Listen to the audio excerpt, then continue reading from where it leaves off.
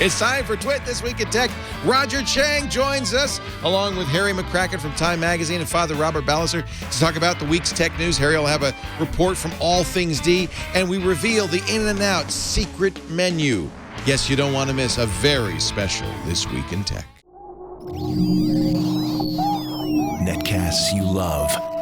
From people you trust. This is Twit. Audio bandwidth for This Week in Tech is provided by the new Winamp for Android, featuring wireless sync and one-click iTunes import. Now with free daily music downloads and full-length CD listening parties. Download it for free at winamp.com/Android.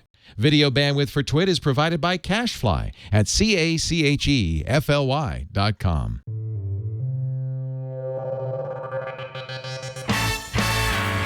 This is Twit, This Week in Tech, episode 408, recorded June 2nd, 2013. Knock, knock, knock. This Week in Tech is brought to you by Audible.com. Sign up for the Platinum Plan and get 2 free books. Go to audible.com/twit2. And don't forget to follow Audible on Twitter, user ID audible_com. And by Go to My PC. Go to My PC from Citrix connects you directly to your Office Mac or PC from any other computer and from your iPad and iPhone, too. Sign up for a 30-day free trial today at gotomypc.com. Use the promo code TWIT. And by Gazelle, the fast and simple way to sell your used gadgets. Find out what your used Samsung Galaxy, iPhone, and other smartphones are worth at gazelle.com. And by Stamps.com. Use Stamps.com to buy and print real U.S. postage the instant you need it right from your desk. For our special offer, go to Stamps.com, click the microphone, and enter TWIT. It's time for Twit This Week in Tech, and we are talking about the week's tech news with a great panel. As always, starting all the way to the left with the man in the screen and the collar. It's Mr. Father Robert Balliser, host of This Week in Enterprise Tech. Robert's shutting down his lab as he moves back out here to the West Coast. So that's everything behind you has to go. Everything has to be packed up. In fact, this is pretty much all that's left in the lab. I've torn everything else down.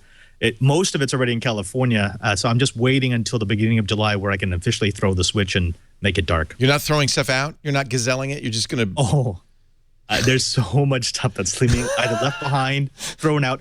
I kid you not, last week I shipped out half a ton of gear back to manufacturers. Half a ton. Oh, back to the manufacturers, not to keep. Yeah.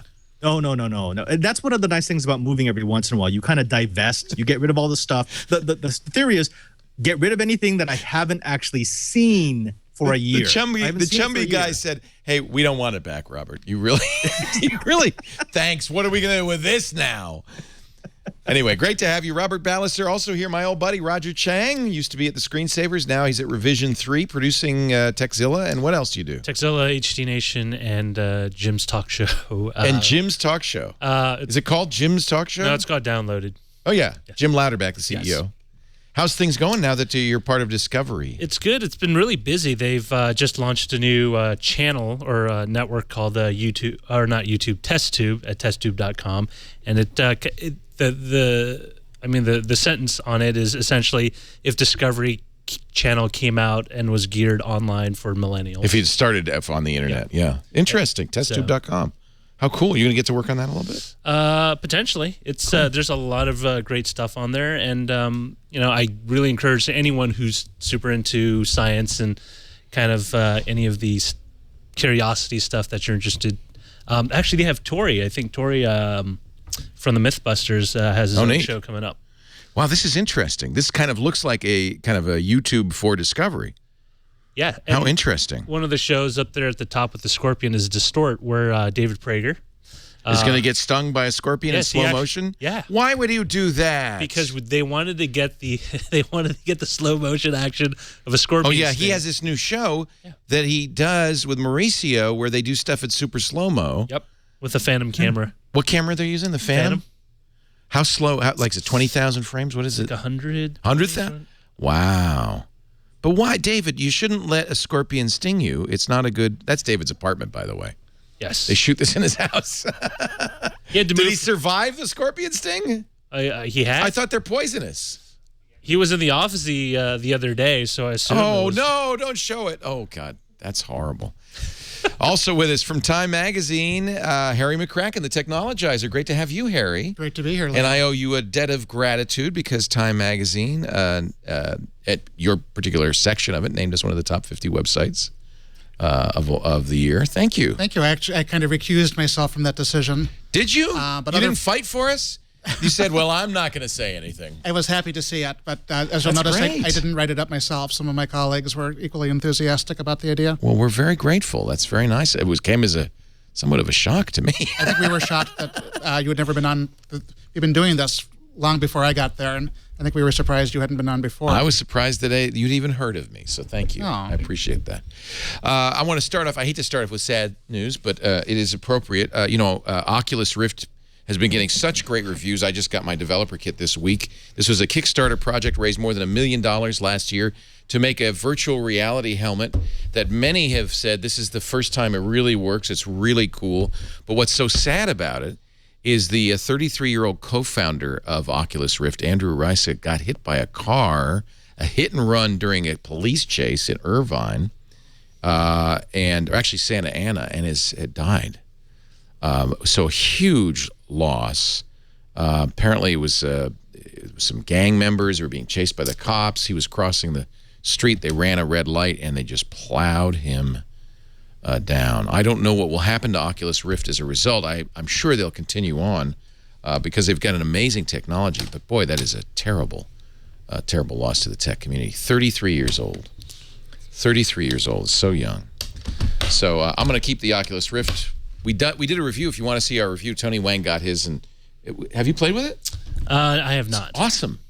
It's kind of amazing. Like real time. You turn your head and it's just perfect. Anyway, I hope they keep doing this. But just a great tragedy. Tragedy of another kind for photographers in Chicago. And I'm really curious what you guys are going to say about this. I've been getting a lot of email and tweets about it. The Chicago Sun-Times has fired their staff reporters and 28 photographers. They fired them on Friday. And this is where it gets weird.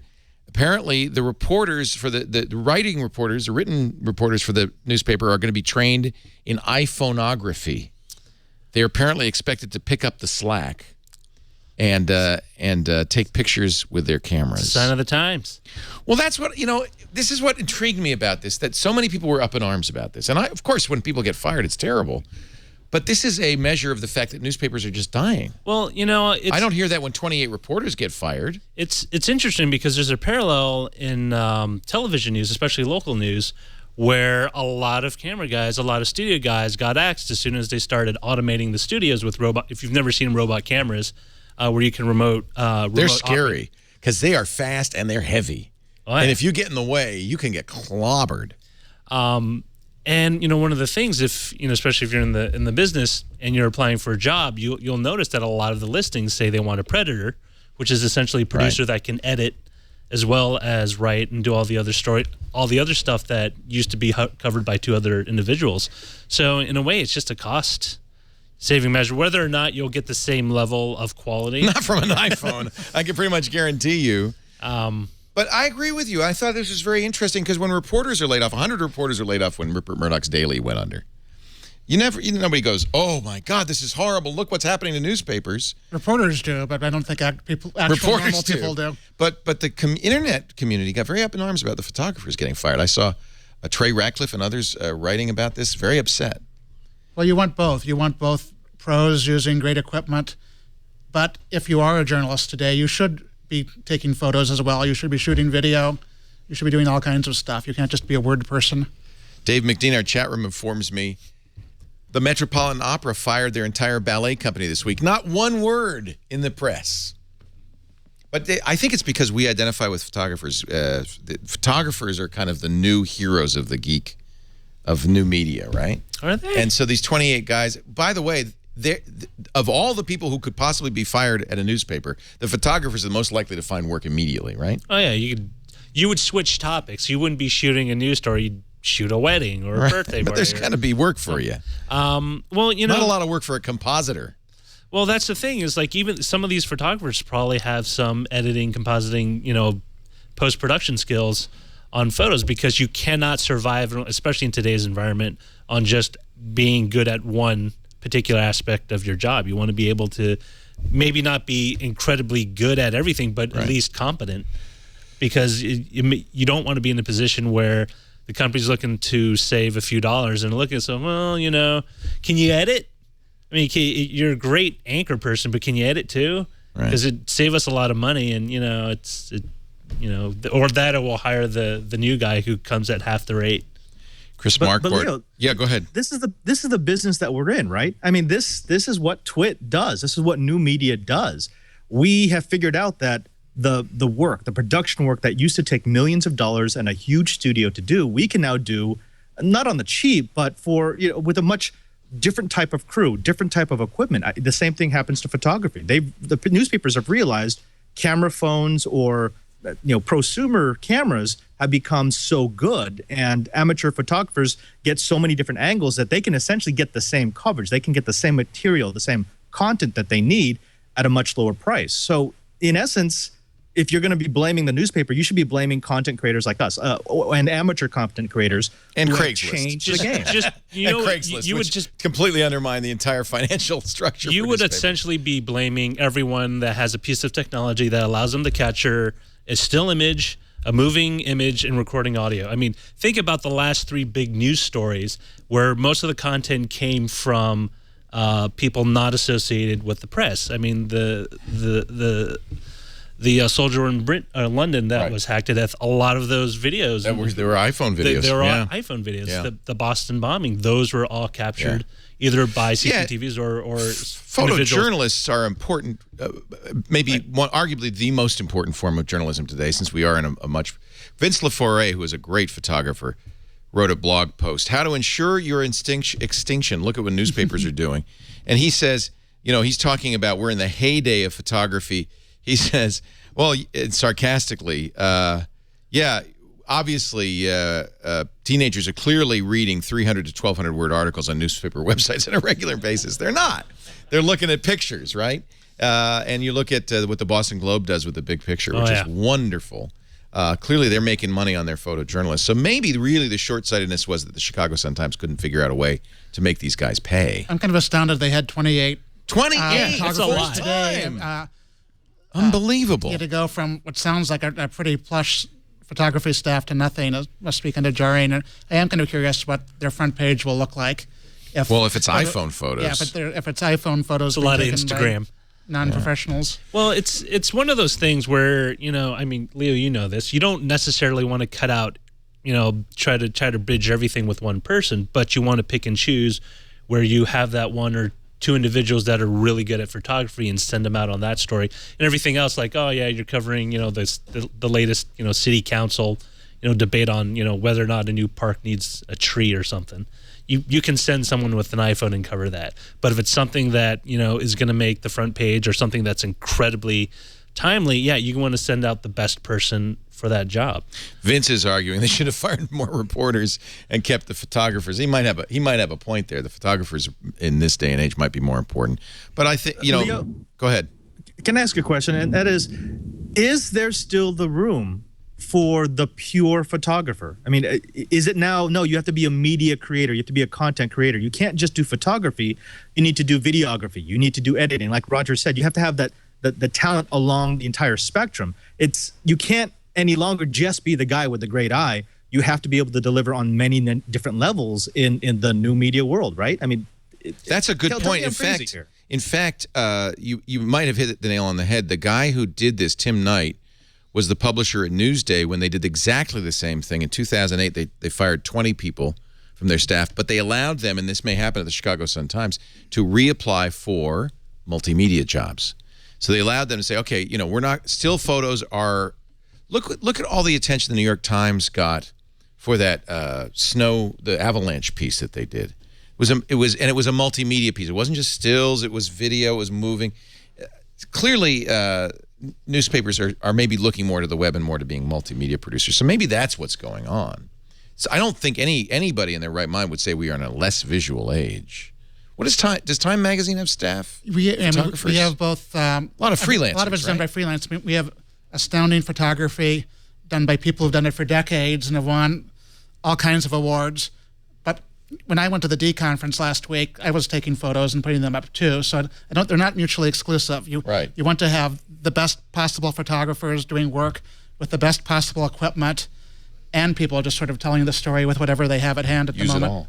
Well, you look at CNN. I often wonder if CNN wants to replace all its reporters with iReporters. And I don't. CNN's really bad. So that's a bad example, I think. I just avoid watching it. No, that's a good point. But it's interesting is because for years people have saying like newspapers are dying out and online web is going to be the future, and it's kind of 50-50. Yes, that's true, but also I mean you still need experienced reporters who know and understand a story. One of the things that I used to read The Economist a lot, and within the past 5 years, there's been a significant turnover in their writers. They shifted. Really? Like either a lot of them retired and they got on a bunch of new ones. But I mean, the quality of the writing is still good, but the analysis that The Economist used to be famous for has been at least in my personal opinion, has been lacking.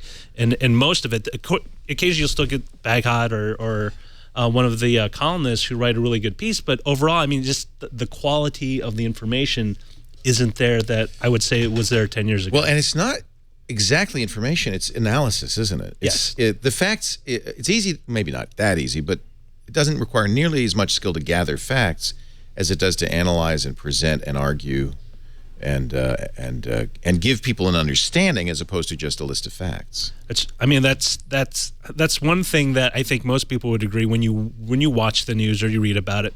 There's very little analysis. They'll throw you out numbers, they'll throw you out locations, and they'll give you a couple of sound bites from important people who said something. But other than that, it just gives you kind of the 500-foot view of what's happening, but doesn't really give you a good appreciation of what's going on. And I would argue in the internet age that facts are a commodity at this point. Well, they're a total commodity. You can get it. It's a Google search. There are exceptions. If they're facts coming from somebody on the ground in Syria, that is not a commodity. Investigative reporting. But certainly for tech stuff, most of the facts are a commodity, and it's the analysis that makes or breaks a story. Right. And my organization runs several worldwide news organizations, newspapers, magazines, et cetera, et cetera. And what we found, at least in the last 5 years, is we've been shutting down more and more of them because they haven't been able to shift to the new model. We have one magazine that's run out of New York, was award-winning for many, many years. But the problem is they operated under the old model, which is you had a staff of writers and investigators who basically would write 1 or 2 hard-hitting stories a month. And now we're telling them, look, you got to be filing 5 stories a day. Wow. And it's just numbers. We need that much productivity out of them in order to make the publication stay in the black. And we all lament the fact that, oh my gosh, well, we can't hit as hard as we used to. We can't investigate as much as we used to. But unfortunately, nobody has figured out a way to really monetize hard-hitting news versus tweets. Well, and this is, we talk about this a lot with Jeff Jarvis on This Week in Google, because he's a journalism professor, but also a media critic. And we need people out there gathering facts, because we need the facts as the grist for the mill so that we can start to understand it. So we do need reporting, especially investigative reporting. A place like Syria, though, people on the ground might do a better job than an embedded reporter, right? Certainly in some cases. That's what we saw in Egypt, for instance, during the uprisings. We're going to take a break. Harry McCracken is here from the Technologizer from Time Magazine. Roger Chang from Discovery and Techzilla, my old friend. And of course, Father Robert Balliser from This Week in Enterprise Tech, and new shows coming to Twit soon. We're working on right now. We got plans for you, Robert. Our show today brought to you by Audible.com. My beloved.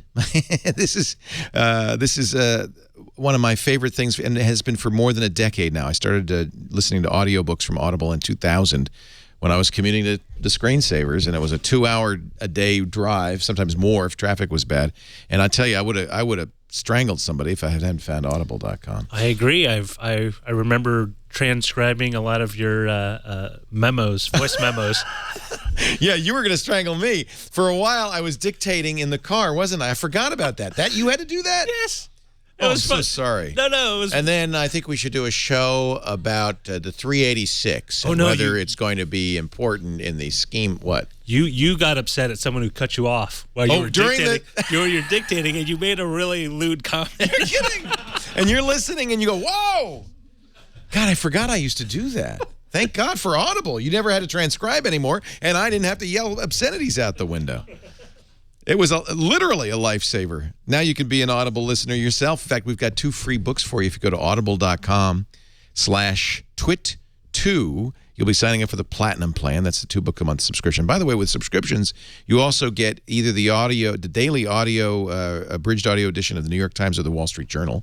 You get to pick, which is a great thing for listening in the car. I just saw this. The Audies are the Audible Audio Book Awards every year. They're not just Audible. They're all the audiobooks.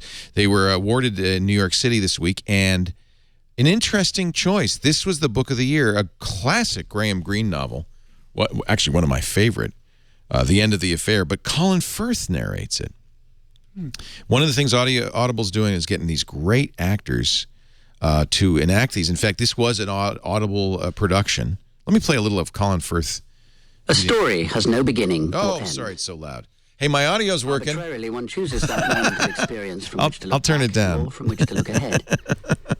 I say one chooses with the inaccurate pride of a professional writer who, when he wasn't he King he was Bertie. For his Who was he in the King's Speech? But do I, in fact, of my own will, I guess he's choose fixed that the black, stuttering problem. wet January night on the Common in 1946?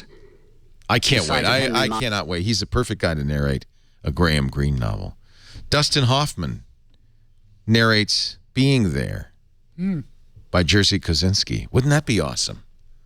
Audible's doing these recordings by great performers. Jennifer Connelly doing The Sheltering Sky. Claire Danes doing The Handmaid's Tale. Now that I'm going to listen to because I'm a Homeland fan.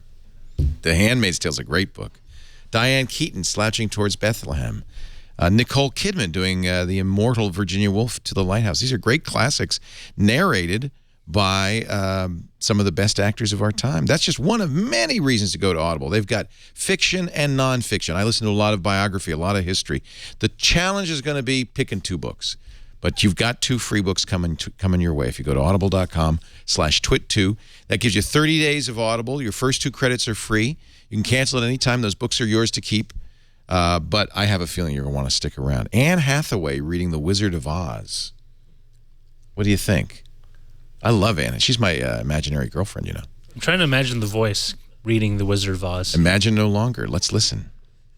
First, I have to press play. We cannot be far from the road of yellow brick now, remarked the Scarecrow as he stood beside the girl, for we have come nearly as far as the river carried us away. The Tin Woodman was about to reply. I think it's a little when he sped heard up. a low growl, and turning his head, Is that sped which up? worked beautifully on hinges, he saw I think a it's strange... something wrong with it. Maybe she's acting. I think She's been a munchkin. your laptop is so overblown. I'm trying to bring down the too level, fast. so it's crunchy. Oh, that's what it is. I'm too hot. Yeah, it's Let me too turn loud. it down. I'll turn it down. So it doesn't I'm sound using a new laptop. smooth. Oh, yeah, it's all the way up. Let's just turn it down. Turn it down. Now let's try it. All right, let me see how this sounds. beast come bounding over the grass towards them. It was indeed a great Still yellow sounds a little wildcat, sped up. And the Woodman thought it Might must be a chasing flash. Yeah, it's definitely a flash Oh, problem. yeah, weird. Yeah. I don't think Anne Hathaway sounds like this.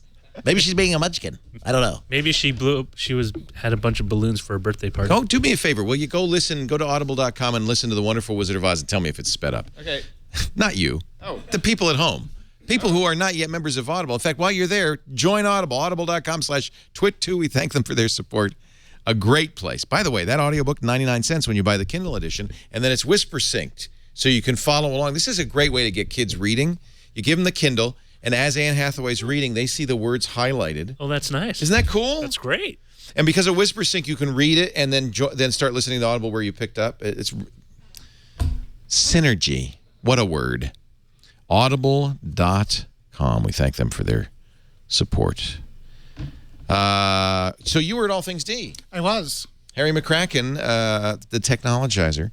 That seemed like was it a good year to go this year? You had some big names. It's a great event. They always have big names. Walt Mossberg and Kara Swisher do the interviews. They don't shy away from tough questions.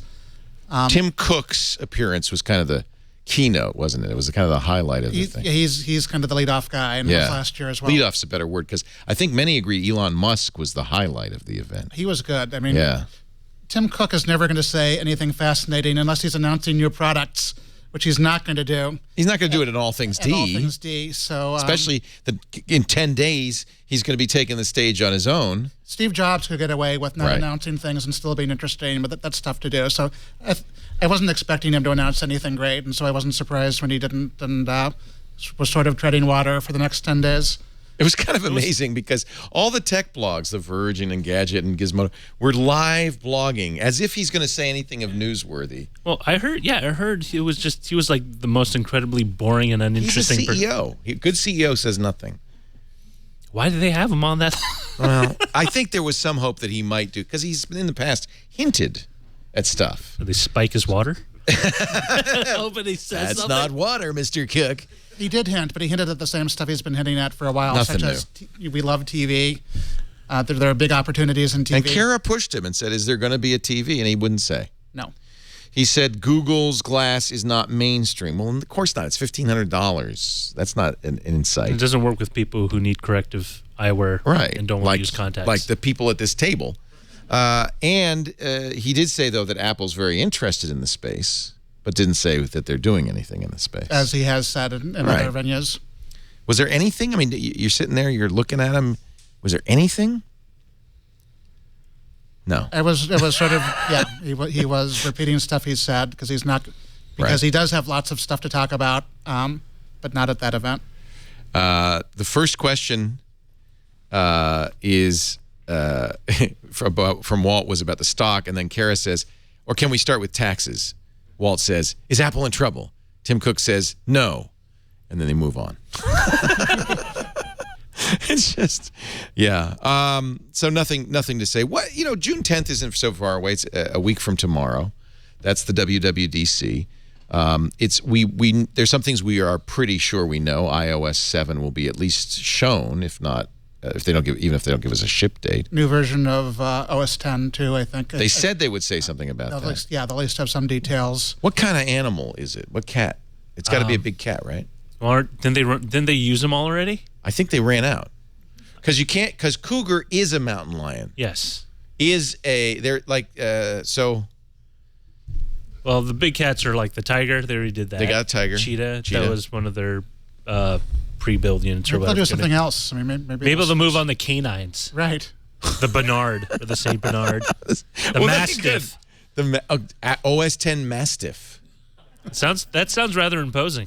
I was rooting for Liger. Ocelots aren't big cat. Ocelots aren't any bigger than a house cat. Chat room thinks coon cat. Tabby. Caracal. Those are medium-sized cats. That's like a bobcat size. I'd like to see them move to house cats. Mac OS 10 Maru. That's good. In the box.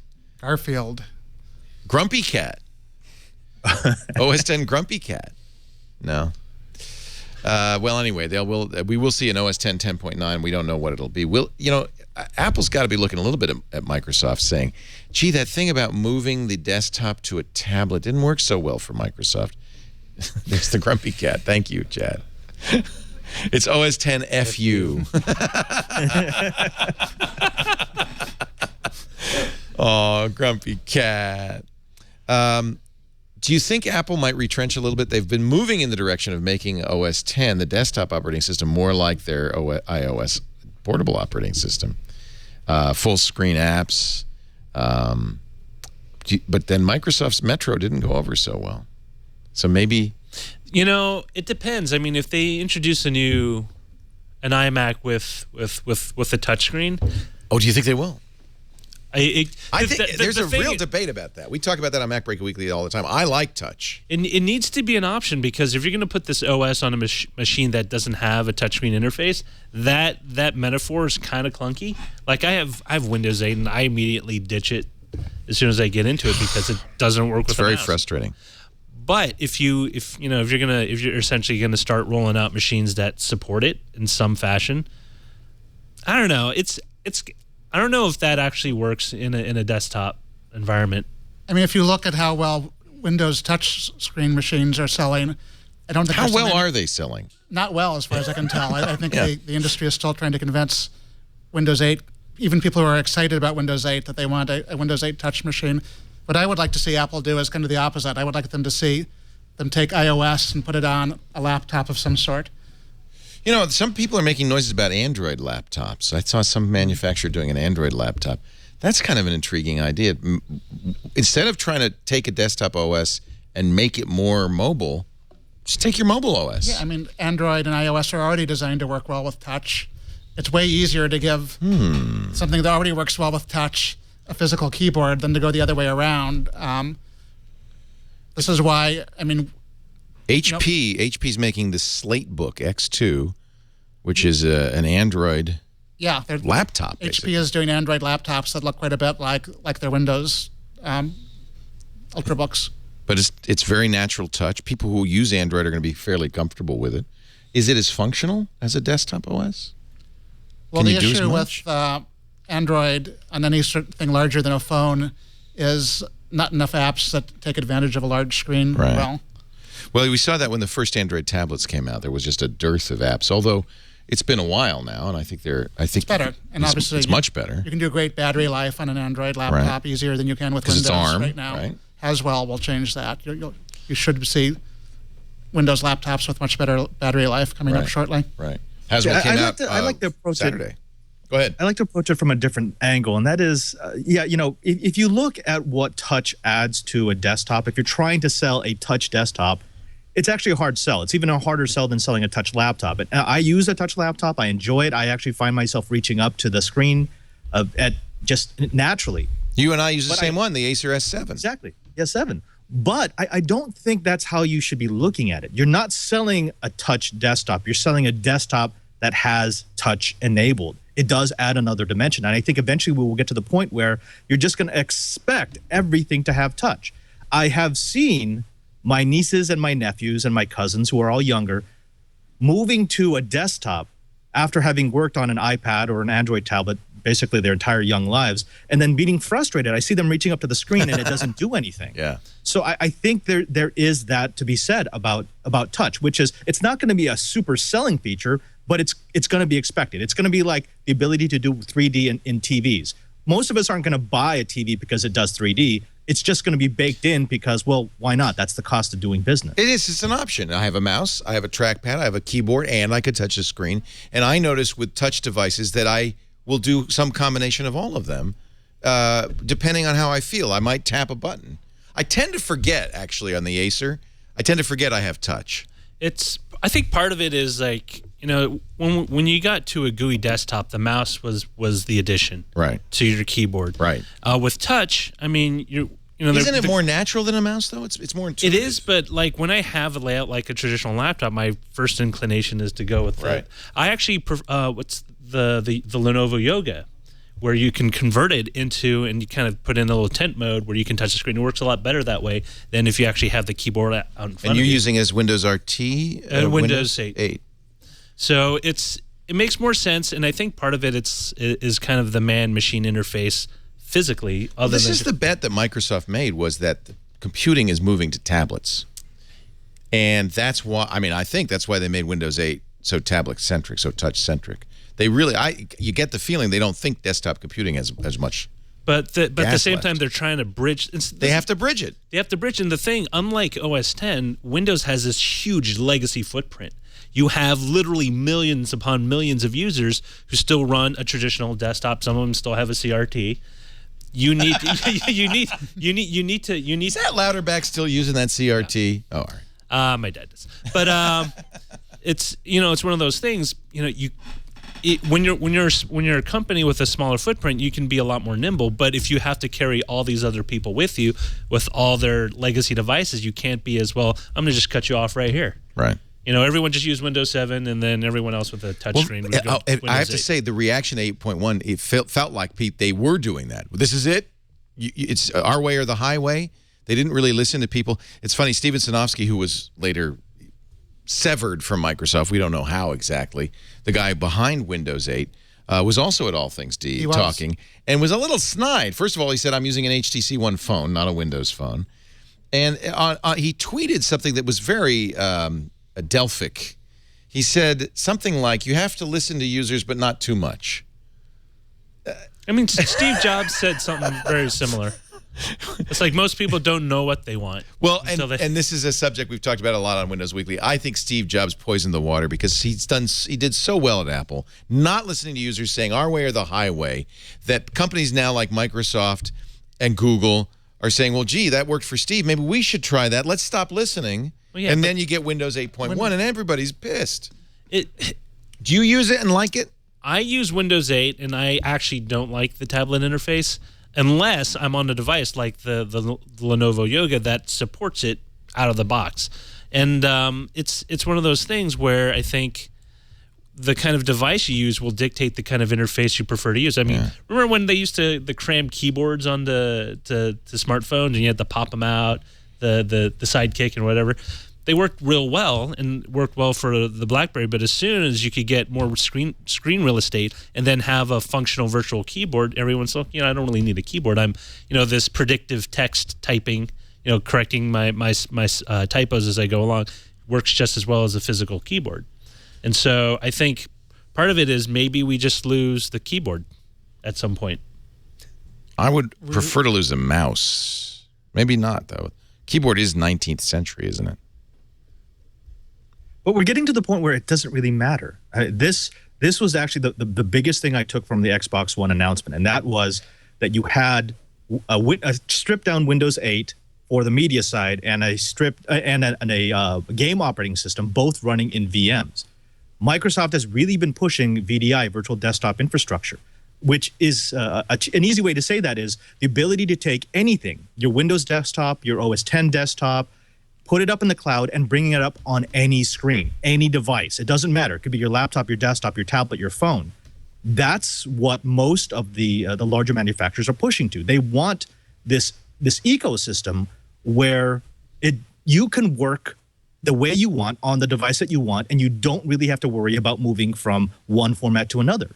If you want to work with a keyboard, fine. If you find working with a touch screen, you can do that, and you can be using all the same products, all the same programs, the same desktop that you're used to at work, at home, etc.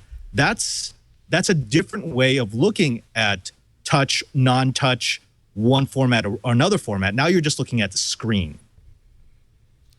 What about things like the Leap and other non-standard interfaces? Is there something that might take over?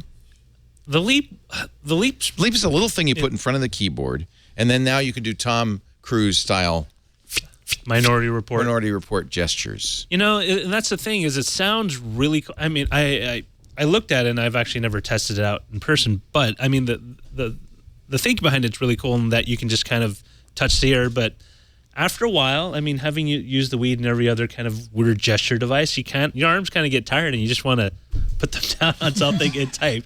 I know it's not mouse kind of work. And that's why people are so reluctant to move because I can be up there and I can go through my aerobics routine while I'm typing.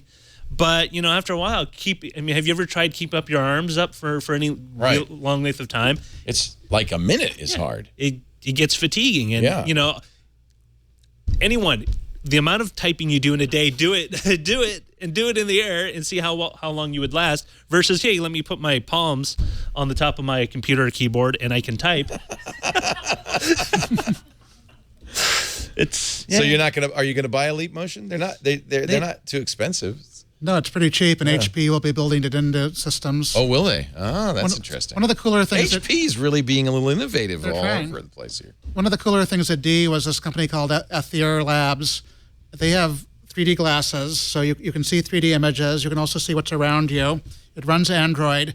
And it also essentially has Kinect or Leap type technology built in. So you can see something on these glasses and then gesture in front of you, so you can touch things. Which are part of the augmented reality view. So it's like Tony Stark reaching in Iron Man, doesn't he? It's interesting. I'm wondering how much of this is just because we've relied so much on a QWERTY keyboard layout. Like it's essentially a carryover from the typewriter. It is a carryover from typewriter. What if you do what stenographers do? I actually had a class with a classmate. She was deaf, and they had a stenographer for to take notes. And one of the things you notice is that they make do with a much smaller keyboard set, but they can still type out full paragraphs. Maybe steep that's what we learning need. curve, but they're a lot faster, aren't they? They're a lot faster. The fewer keys that you need to press, Right. and would actually lend itself, I think, a lot more than. Well, what that shows you is there are better ways than the mouse and the keyboard, but we are so entrenched with the mouse and the keyboard that it's going to take something unusual to convince people to change. And it's going to be, I think it's got to be easy to use, because we know that you can be 10 times faster if you use a stenography machine. We know that. People do it all the time, but it's just hard to learn. Who learns it? Nobody. Except stenographers. Court reporters. So I want to talk more about D in just a second. Love having you here, Robert Balliser. When are you moving? I start my move at the start of August, as soon as I get back from Rio. From where? Rio de Janeiro in Brazil. Mm-hmm. And why are you going to Rio? We've got this big event. It's a church thing. We've got 5 million students from around the world that come in to go see the new Pope. Wow. Oh, you're going with the Pope? Yeah. Now, are you going with the Pope, or are you going to see the Pope? Are you riding the with, Popemobile? More with than to see? Yeah. It's work time for me. Have you met the new Pope? I know you knew Benedict pretty well. You'd have a beer together, We were just hang close. out. Yeah. But have you met Francis yet? I have. He's a very good man, very humble man, and he's funny. He's got a great sense of humor. I have to say, I kind of admire what I've heard about him. He doesn't live in the fancy papal apartments. He lives in a little apartment for visiting priests at the Vatican. And he was kind of right on. He was talking about the 1% and the 99%. I mean, I think this guy's kind of interesting. He's interesting, and he's got a lot of people. I probably shouldn't say this, but I'm gonna. He's got a lot of people in the Vatican really scared, because it sounds like he's actually going to be cleaning house. Yeah, he doesn't want the old stigma of the church to be hanging over them. I think that's not a bad thing. That should happen every once in a while. It's for any organization, and an organization that's several centuries old. How old is the Catholic Church? A couple of thousand years. When is it? When did they credit the beginning? From St. Peter, or the official word is the church has been around since time immemorial. That means I don't know. I can't remember. All right. Anyway, it's great to have you, Robert. He's going to be a little closer, so we're going to see a lot more of him at the Brick House, and I couldn't be happier about that. Roger Chang also here, and from the Technologizer blog and Time Magazine. What's called Techland, right? What is that? What they? Officially, it's not. It's Time Tech is the official name of the tech section. But if you look at our Twitter account, that's still Techland, and around the shop we call it Techland too. All right. That's the that was the overarching name for all our tech coverage. Mr. Techland. Technologizer is my stuff. Tom Merritt has been, we do this great show Monday through Friday, if you like tech news, where you can keep up on the latest. In fact, we're thinking of doing, and I'd love to get some input on this, maybe an evening kind of update as well. So Tom starts the day with TNT Tech News Today every morning, 10 a.m. Pacific. It's kind of not morning if you're not in the West Coast. On the East Coast, about 1 in the afternoon, 1800 UTC. And they do all the news. And then we're thinking maybe we should do a little wrap-up at the end of the day, just a quickie. Anyway, I'd love to know what you think about that. Let's see what Tom's going to be covering in the week ahead. Tom? Hey, thanks, Leo. Here's a look at some of the things we'll be keeping an eye on in the week ahead. Monday, June 3rd, we're expecting Mojang's Scrolls, the latest from the Minecraft creator, to release in open beta. Tuesday, June 4th, kicks off Computex in Taipei. Big day, Wednesday, June 5th. TiVo yanks its free version of its PC software. The HTC One and BlackBerry Q10 launching on T-Mobile USA. Le Web London kicks off. YouTube's One channel becomes the standard, and Augmented World Expo is taking place in Santa Clara, California. Thursday, June 6th, the BlackBerry Q10 comes to Verizon. Google Meebo Bar becomes inactive. Such a sad day. Microsoft is launching Azure cloud computing services in China, and Inside Social Apps happens in San Francisco. Friday, June 7th, one event only. Microsoft's Surface Pro tablet, that 256 gigabyte that comes with Office, launches in Japan. That's a look at the week ahead. Back to you, Leo. I'm sorry, I launched the Scrolls trailer. I wanted to see. It's a card game. Are you excited, Chad? Because you're a big Minecraft fan. I am. So yeah, this is behind the guise of Minecraft, But it's a card game. It's like an online trading card game. Oh, it's an online card game. Well, yeah. So you can play with friends, and you have your own board, and you collect your own deck, and Is Pikachu in it?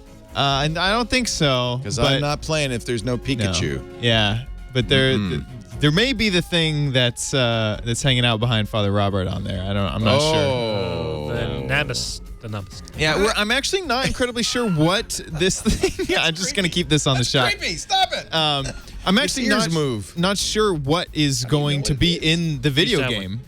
They haven't really announced what it's gonna be, and it looks like chess meets card game, like Magic: The Gathering a little bit. And you get to gather cards, and your deck builds over time, and so it looks like Magic: The Gathering. This is really interesting because Notch is kind of, everybody agrees that Minecraft was this brilliant inspiration that came out of left field. I mean, who thought that all the kids would be wanting to play 8-bit graphic games? Yeah.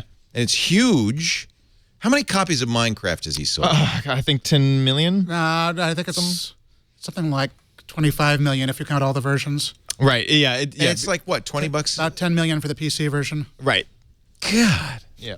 Wait, quick question. Is this a card game that they turned into a video game, or is it starting out as a video game card game? It's all video. Yeah. I think it's starting. Sui generis. Are you saying it's like a Magic: The Gathering that got pulled over? Right, like Pokemon became a video game, Magic became a video game.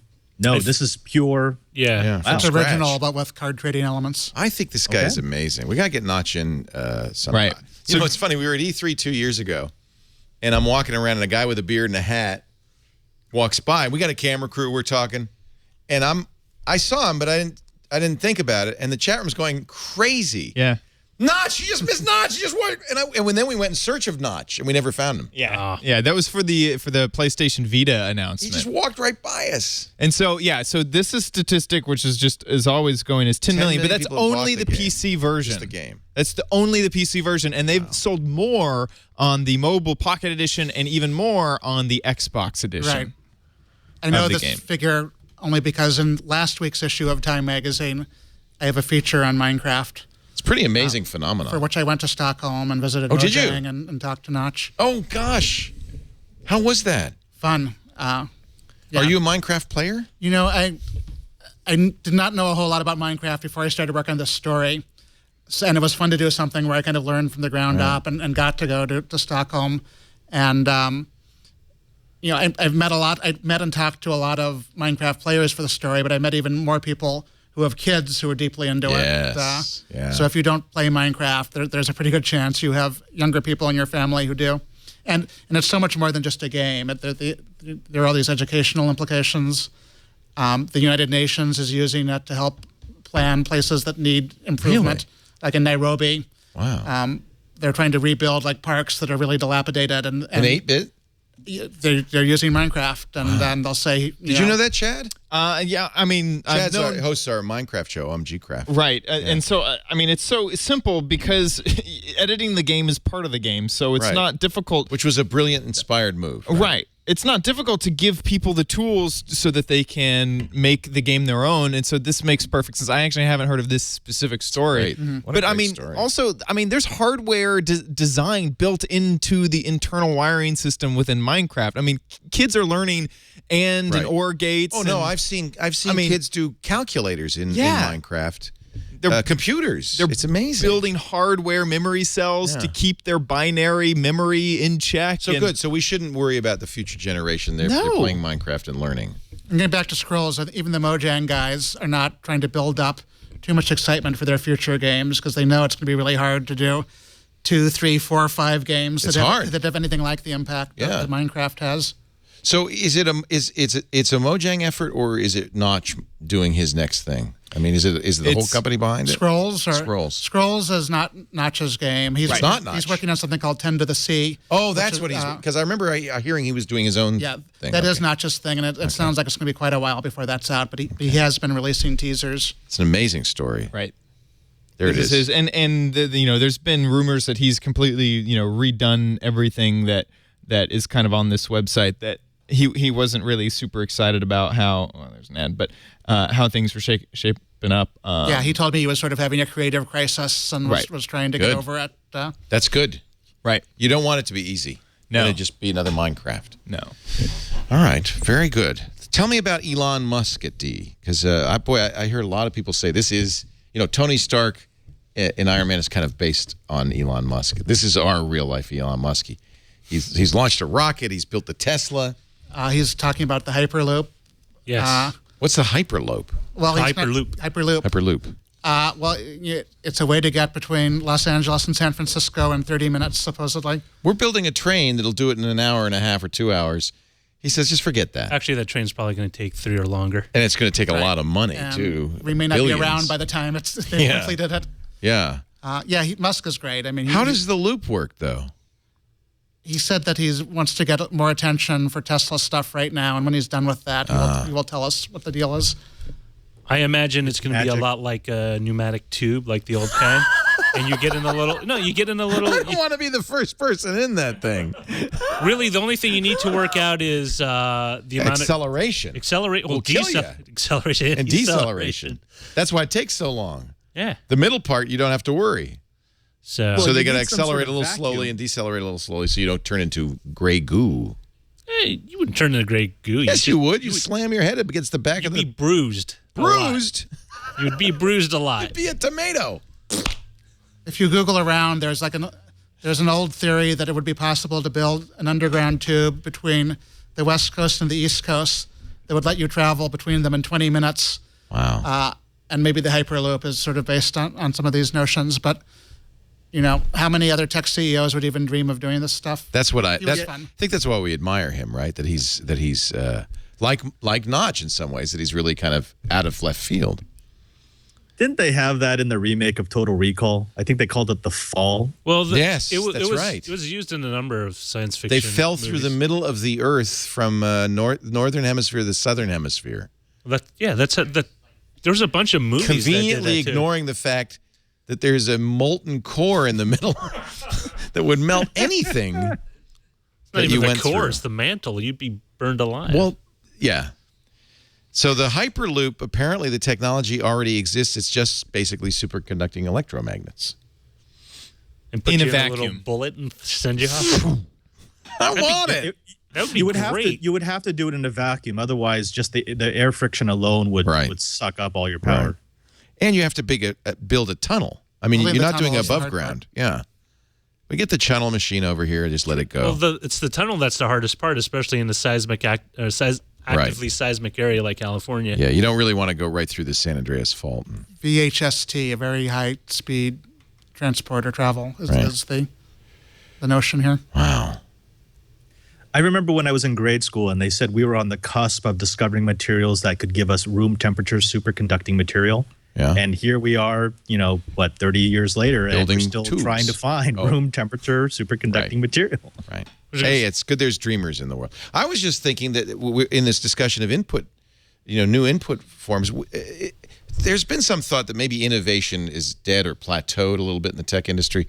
But I don't know if that's true. There seems to be, look at Google Glass, look at the Leap Motion. I mean, there's some innovation happening. I think there's a false belief that advancement comes at a gradual, consistent pace. Right. When really what happens is it comes out in short spurts.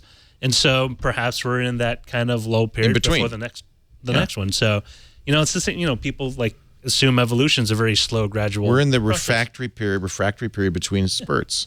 Got to wait for the next spurt. Next time, that's fine. Takes 5 minutes. Lasso the next one. We'll be back with more in just a moment. Our great panel here. Our show today brought to you by our friends at Citrix, who do a great product called Go to My PC that anybody who works at an office is going to want to use because it really frees you from the chains that bind you to the office computer. Everything that you need is often at the office computer. Corporate email, your OLAP cubes, your applications. With Go to My PC, you can be at work anywhere via your iPhone, your iPad, your Android device. It's easy to install. You don't need IT support. Uses NAT traversal, so you don't have to punch security holes in the firewall. And once you've installed it in fact, you can do that right. Why don't you do it? If you're at work, do it right now. Just go to visit the website, gotomypc.com, click the orange Try It Free button. Use the promo code TWIT. You'll get 30 days free. Then get the free apps for your tablet, your phone, and then just leave work. And then send your boss a note saying, I'm working really hard. Please don't bother me. And you could be like at the golf course or at home or in the pool or in a hotel, anywhere. Go to My PC Goes with you wherever you go. You could do anything you could do at your office computer, including send and receive email, run any program, access any network resource. Try it today.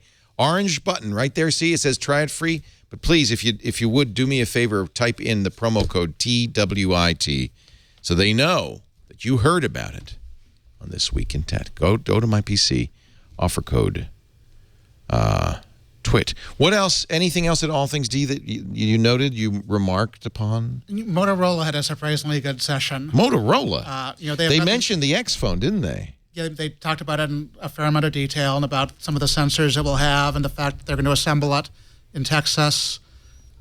Good. They talked about some crazy stuff like tattoos you can use instead of a password or instead of a fingerprint scan or even a vitamin you can eat, which turns your entire body into a system you can use to sign into stuff. Is that real or is that just... according to them, it's not... Motorola has not created this stuff, but this stuff exists. And wow. Motorola is supposedly kind of walled off from Google, so they have no advantages over other Android companies. Yeah, Google has to say that so that, Nokia and everybody else won't get upset or whoever it is. But apparently Nokia, they have been charged with dreaming big. And their market share is so tiny with phones right now, they don't have a whole lot to lose. Yeah. So when will the X be available? Did they say that? Next few months. That they say, soon? Yeah. I think by November. That's another area that's growing great guns. I mean, the Galaxy S4. What is that? What are you doing? Is that your belt buckle? Trying to find the RFID tag that I swallowed. I'm pretty sure it's in there somewhere. What if it's not something you swallow? What if it's like a suppository? It has to go in one end or the other. That's all I'm saying. All I know is it's something you want out of your body very quick. So you swallow this pill. You swallow a pill. And then what happens? You glow. Basically, I'm not clear on all the details. Yeah, no kidding. I think you can sign in by touching something. Your entire body. This sounds like it needs more research. That's like the worst. Like if you. Well, they gave one of these vitamins to Walt Mossberg. Walt Mossberg ate one. Yeah, he looked at it. But he's also 80, so he won't have any. There won't be any negative effects on him within any. Why don't we give him the pill and then put him in the loop? The person in charge of charge of new projects at Motorola was formerly the head of DARPA. Wow! So she comes with a pretty impressive background on this stuff. This is what if I were Larry Page, and I had more money than God. It's exactly what I would have done with Motorola. Said, don't tell us. We don't want to know. Here's $1 billion. Just make something really, really great. That sounds like what they've been charged with. That's kind of what they said. They can be patient. They don't have to rush. And we'll see. I mean, it's a lot easier to talk about this stuff than to actually do it. Is this why Google did not announce a new Nexus phone at I/O? In fact, all they've really said is, well, we're going to make a Galaxy S4 and an HTC One that is pure Google experience. We're not even going to make it. We're going to sell it. Well, Sundar Pichai was also at D, and he said they will do more Nexus products. They're doing the Nexus Will they make phones. them, or will they... I assume it'll be like Nexus has been in the past, where they pick a partner. Somebody else makes it. And Google's in charge of the software. But it does seem like a somewhat fuzzy distinction between that and a Galaxy S4 or an HTC One with the pure Google experience. Right. But supposedly the Nexus devices will kind of push the limits of hardware. It'll be made at the Flextronics plant in Fort Worth. They once made Nokia phones there. Assembled might be a better word than made. The phone will be designed, engineered, and assembled in the U.S., but not all the components will be made in the U.S. Processor and screen will be made elsewhere, of course. Wow, that sounds like it might be worth waiting to find out what they're going to do. That's cool. I came away a little bit more hopeful about Motorola than I had been. They have not had great phones. In fact, Google's CFO even said that. There's nothing going on at Motorola that we're really excited about. But I think he didn't finish that sentence, but there's going to be. There's nothing we've seen before we acquired them. Pretty exciting. Pretty exciting. Google says they're going to put Google Play Music and their all-access streaming on iOS in the next few weeks. They needed to do that. It's a pretty compelling platform. I kind of like it. It just makes us wonder, where's Apple? Where's their Apple iRadio everybody's been talking about? It'll be interesting. I mean, suddenly this space that Apple used to have almost exclusively to itself is getting really crowded. So, in every respect, I'm really curious to know how what can they do, especially after post jobs. I mean, this is kind of the litmus test. This is it right now. Yeah, the pressure's on. Yeah, I mean, to be fair, it's crowded with services which either are successful and losing a fortune, or not all that successful. There hasn't been a breakout hit, which has been good both at getting customers and figuring out the business model for subscription. One thing Google did that I really like, and unfortunately they seem to have lost in court, is fight the FBI. The FBI has sent Google. Well, we think it's an interesting story because it's all been what do they call that when you can't speak? Oh, it's been they're all so here's the deal. Gag order. The national security letters, something that actually has been around since before the Patriot Act, but the Patriot Act really strengthened them. They've been used for some time. They were originally used by the FBI as a way to do investigations on foreign espionage, basically. They send a national security letter. It's a demand for data, but it's confidential. It's you can't talk about it if you get an NSL. There's been, since the Patriot Act, since 9/11, there's been a huge increase in the use of NSLs, and not just in espionage.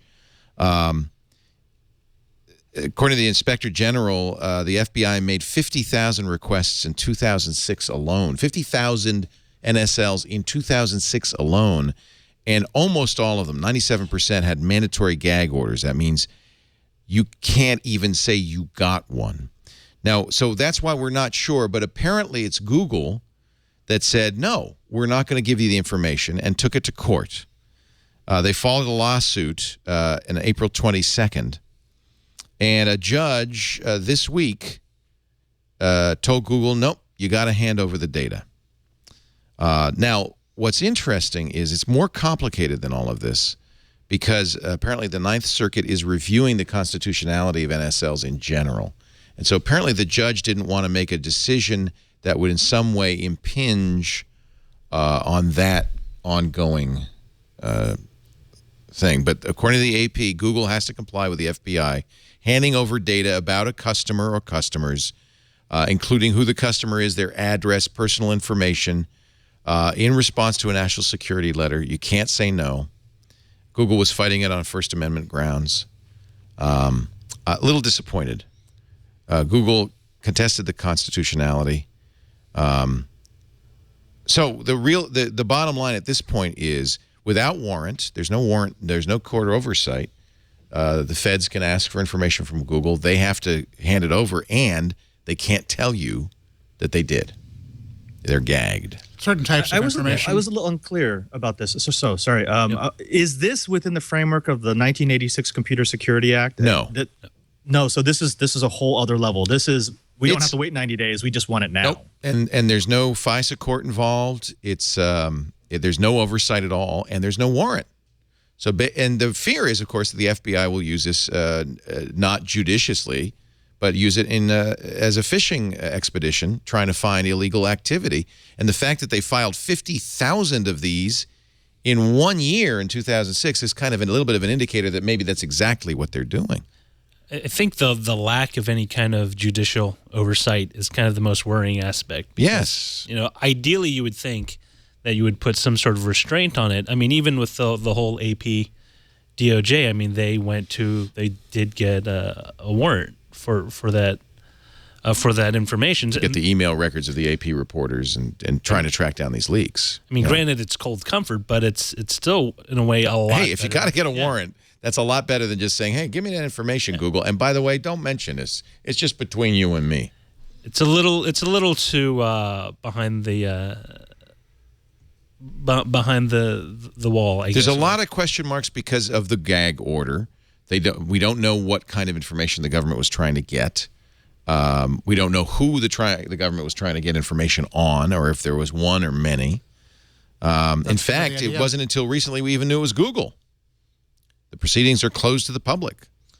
So, I mean, what's the fallout? Would you say that this would encourage companies to not base in the U.S., even if they do provide? Let me ask Padre this, because you cover enterprise technology.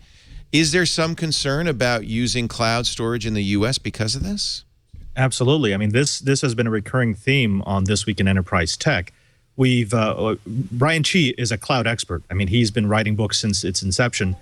And what we were trying to make people realize is they need to write to the representative, because if you denigrate the security, the supposed security of information in the cloud, if you allow governments to seize it, if you allow governments to take servers, if you allow them to take shortcuts around due process for seizure of information, it kills a multi-trillion-dollar industry in its infancy. Yeah. There is no enterprise on this planet that is being responsible about its data that is going to put its information in a place that could be subject to any court ruling about whether or not the government can peek on a fishing expedition. I mean, because remember, what you're talking about is you're not talking about a federal agent coming to a court and saying, we think X company did something illegal, we want to look at this. It's a letter saying, we think there's something going wrong at this ISP, we'd like to be able to look at all their users. There's so many things that are wrong with that, right, that it drives the enterprise into getting away from the cloud, putting everything back on premise where I can control it. If you want to get into my data, you have to get into my server room, which is on my property, so I want to see a warrant. Thank you very much. That's a really good point. Are the protections stronger for stuff that you house in your own environment? Absolutely, absolutely. One of the cases that came up not too long ago was during the Mega case with Kim.com. Mm-hmm. And in order to get around not having a warrant for individual users, the federal government tried to make the argument that they weren't seizing data, they were seizing servers. Right. And the data just happened to be on it. Just happens to have data on it. It just happens to have data. If you try to do that in the United States, so I have a business in the United States, say it's in San Francisco. If you want to come on my premise, get into my server closet and confiscate a server, I get to see a warrant before I let you take one step on my property. That's the law. It's just that because it's now in the cloud and my data could be shared with other people on a server that I don't really control or own, that the federal government can now step in and say, well, we weren't really looking for your information, but we look just what we happened to found. find it. But looky here. Yeah. That's very depressing. And I think it's unfortunate. But there is some hope, and we'll watch with interest what the Ninth Circuit does. There's some indication that they probably will, in fact, rule these NSLs unconstitutional. I guess the bottom line for me is you should really, there's so many people are worried about what Google, Microsoft, and Yahoo know. It's really I'm a little more worried about what the government wants to know than all of that. It's good to see Google push back. And I'm really thrilled to see them push back. Absolutely. Encrypt. Yeah. Trust no one. Yeah. Google does say they don't want to get in trouble. They're not going to approve any glass applications that have face recognition until there are protections in place. I don't know what that means. Maybe some sort of system where you give permission for me to recognize you? Perhaps some sort of legal protection so they can never be sued. Yeah, more like that.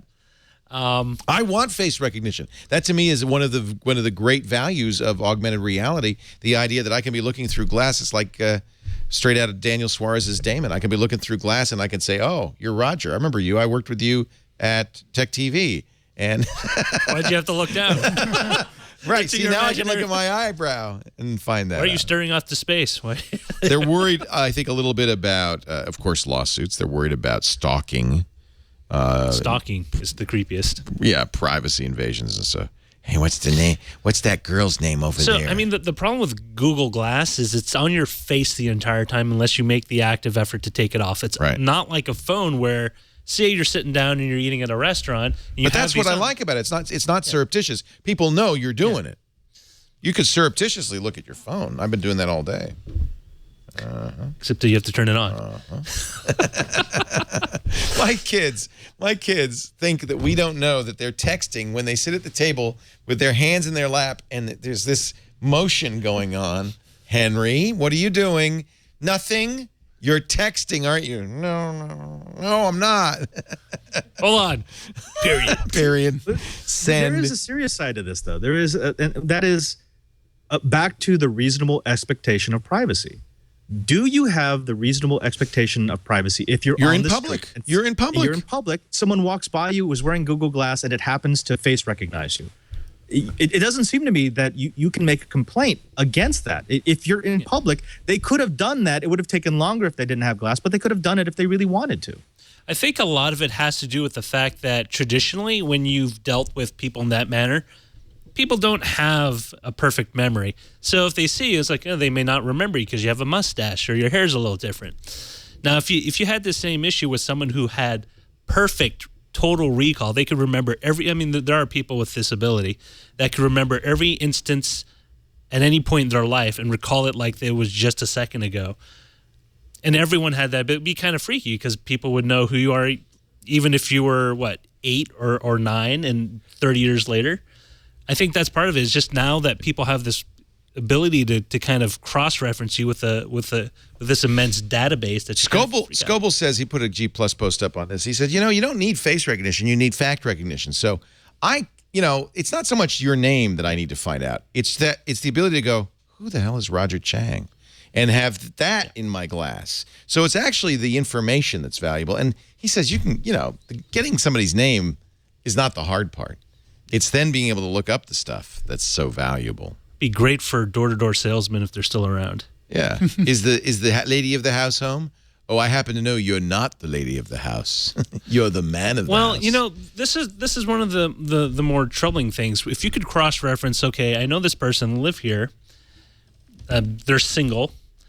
They work at these hours. I know their house is empty. Yeah. Well, just get a better lock. All right. We played with a product at Interop this last year. It was just a project that a bunch of us geeks were putting together. And it was a set of glasses that actually had a bunch of miniature LEDs built into them, broadcasting on a non-visible spectrum. If you tried to point a CCD or a CMOS sensor at it, it would blind the sensor. You can make that. Colleen was going to make that for me. Right, so I could why walk not around. make a It Google blinds Glass cameras. camera? Yeah, it's a non-visible to humans, but it blinds cameras. I see that as being the next growth industry. That's the next big actually a good Kickstarter. idea. A Google Glass blinder, an anti-Google Glass pair of glasses. Yeah, you know what? That's really because Jennifer never wanted to walk in the studio. She never wanted to have a picture taken of herself. So we were going to make a little collar that she could wear. That she would just be a blob when she came in. It would just be this bright light that comes in the studio. It's an angel. It was an idea Colleen had. We never really never worked out the details, but I think it was a good idea. Yeah, it's an angel. It's a white light. It's like those RFID blocking wallets that they sell on TV. Those work. You just put foil around it. Yeah, you just have a metal wallet. Google is now putting calorie information in its search, so you can. So next time I swing by In-N-Out, tell me how many calories I don't need. I wonder if I just type kale 1 cup. Is it? No, see, it's not. I guess it's part of the knowledge graph, but it's not there yet. Although if you just do a search, you're going to get that information.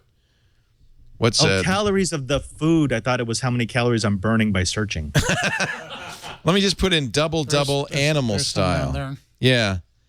Oh, don't tell me that. Don't tell me that. I love those. No, those are good, aren't they? That's why you're moving out here, really, is for doubles. Oh, yeah. Animal style. I miss them. Oh, see, now I'm getting pictures, and it's just making me hungry. Here's the In-N-Out secret menu. Do you know about that? Well, double animal style, no spread protein style, which wraps it in that's lettuce, what I so eat. there's no carbs. Yeah, it's lettuce instead of. But do you know you can also say chopped chilies, and they'll add yellow chilies to the bottom of your burger? Yes. You also do the 4x4. What's 4x4? Four patties. Four four patties. cheese. Oh, that's disgusting. I heard they stopped anything above 4x4. So they'll do 3x3, 4x4, but they won't do the bigger ones. It just got too People were unwieldy. ordering 12x12s. Yeah. It's like, how do you pack that? Yeah. M by C refers to a burger with a varied number of meat patties. M by slices of cheese. C. It's a math problem. See, that's the new thing, is to kind of have that, you have your standardized offering, and then you have that only hip kids can find it. Here is a picture of a 20 by 20 if you ever wanted to know. Oh, my goodness. That guy must have humongous fingers. Can I tell you a very bad thing about myself? That's making me hungry. It looks good. You know, that's the thing about American cheese. Oh, there you go. You search for something that lettuce calories. There's the knowledge graph. Oh, look at that. That's pretty good. 53. That's really nice. Google's really giving me the information. But nobody searches for lettuce. They search for double doubles. Yeah. Nobody ever searches for, how many calories in lettuce? None. Very little. Yeah, there's no calories in lettuce. You can't digest it. Why would there be any calories? See, you're getting it, I'm not getting it.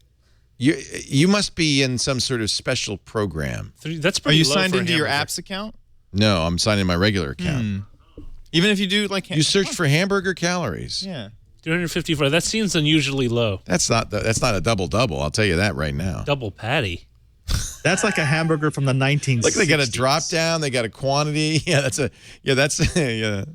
before supersize. A little drawing of a burger. It's probably a slider. Chad, I don't have that. I'm so jealous. Sorry. You must be on some special list. Perhaps. It must be on the Weight Watchers list. I would love to have that. Or deal a meal. So far, only 1,000 items in there, but presumably more is to come. Let's see if you have it. Although I'm on an Harry's, iPad, so who Harry's knows on an what'll iPad. happen. That's not going to even. No. Nope. No. But I'm on Chrome. I don't understand it. For me, I can't seem to search name brand, so I couldn't search Cheetos. See, it'd be great to have name brands. Right, That's or what we really Doritos. Will it do sushi? Let me find out. The next thing is the camera sees what you're eating and just tells you. Oh, so it'll be like. By the way. Be like your spouse, nag you. It does not do Now, sushi. That actually would be awesome. If Google Glass could tell me how many calories are on the plate before me, I would feel better as I eat it all. That's more valuable than face recognition. We'd also have to keep an accurate record of your diet for length of time to figure out whether or not. The new Samsung Galaxy S4 has a health companion that is always monitoring my steps, so it's like a pedometer. And it has a place where you could log stuff, but the camera should just recognize what I'm eating. I should just leave it like hanging out a little bit. And it just should see everything that I eat. Then that would be useful. Someone in chat mentioned the Happy Fork, which I reviewed. It's the fork. Yes, that's the silliest thing ever. Slowly. You and everybody else reviewed that. There was the smartest thing that I don't know who the PR company was, but they put them in. Robert did it too. They put it in the front of the CES, the opening day Sunday thing. CES unveiled. There was nothing else worth covering. It's the only thing. They got like 20 minutes from every major, from Time Magazine, from Twitter, ABC, NBC, CBS. It's a stupid vibrating fork. All right, sorry. Do you think the Happy Fork is going to change the world? I used it for one meal like 6 weeks ago, and I'm still eating more slowly with normal forks. So it's possible you don't need to. It gives you spend $100 haptic on that. feedback while you're eating. They are selling it now. Oh, it's a Kickstarter now. They're on Kickstarter. I tried it. It's not But shipping until unfortunately, later this year. I just kept eating with the vibrations. I learned to like the vibration on my teeth. So I think the next version needs to actually shock me. It should be the Happy Prod. What happens when you eat something that you can't have a fork I with? can see that thing being hacked in so many ways. All right, let's take a break. When we come back, I want to talk a little bit about Haswell, Xbox One, and anything else that's on your mind. Good panel for that. From Twyat, This Week in Enterprise Tech, Father Robert Balliser. From Techzilla and Revision 3, my friend Roger Chang. And from Techland, The Technologizer, Time Magazine's Harry McCracken.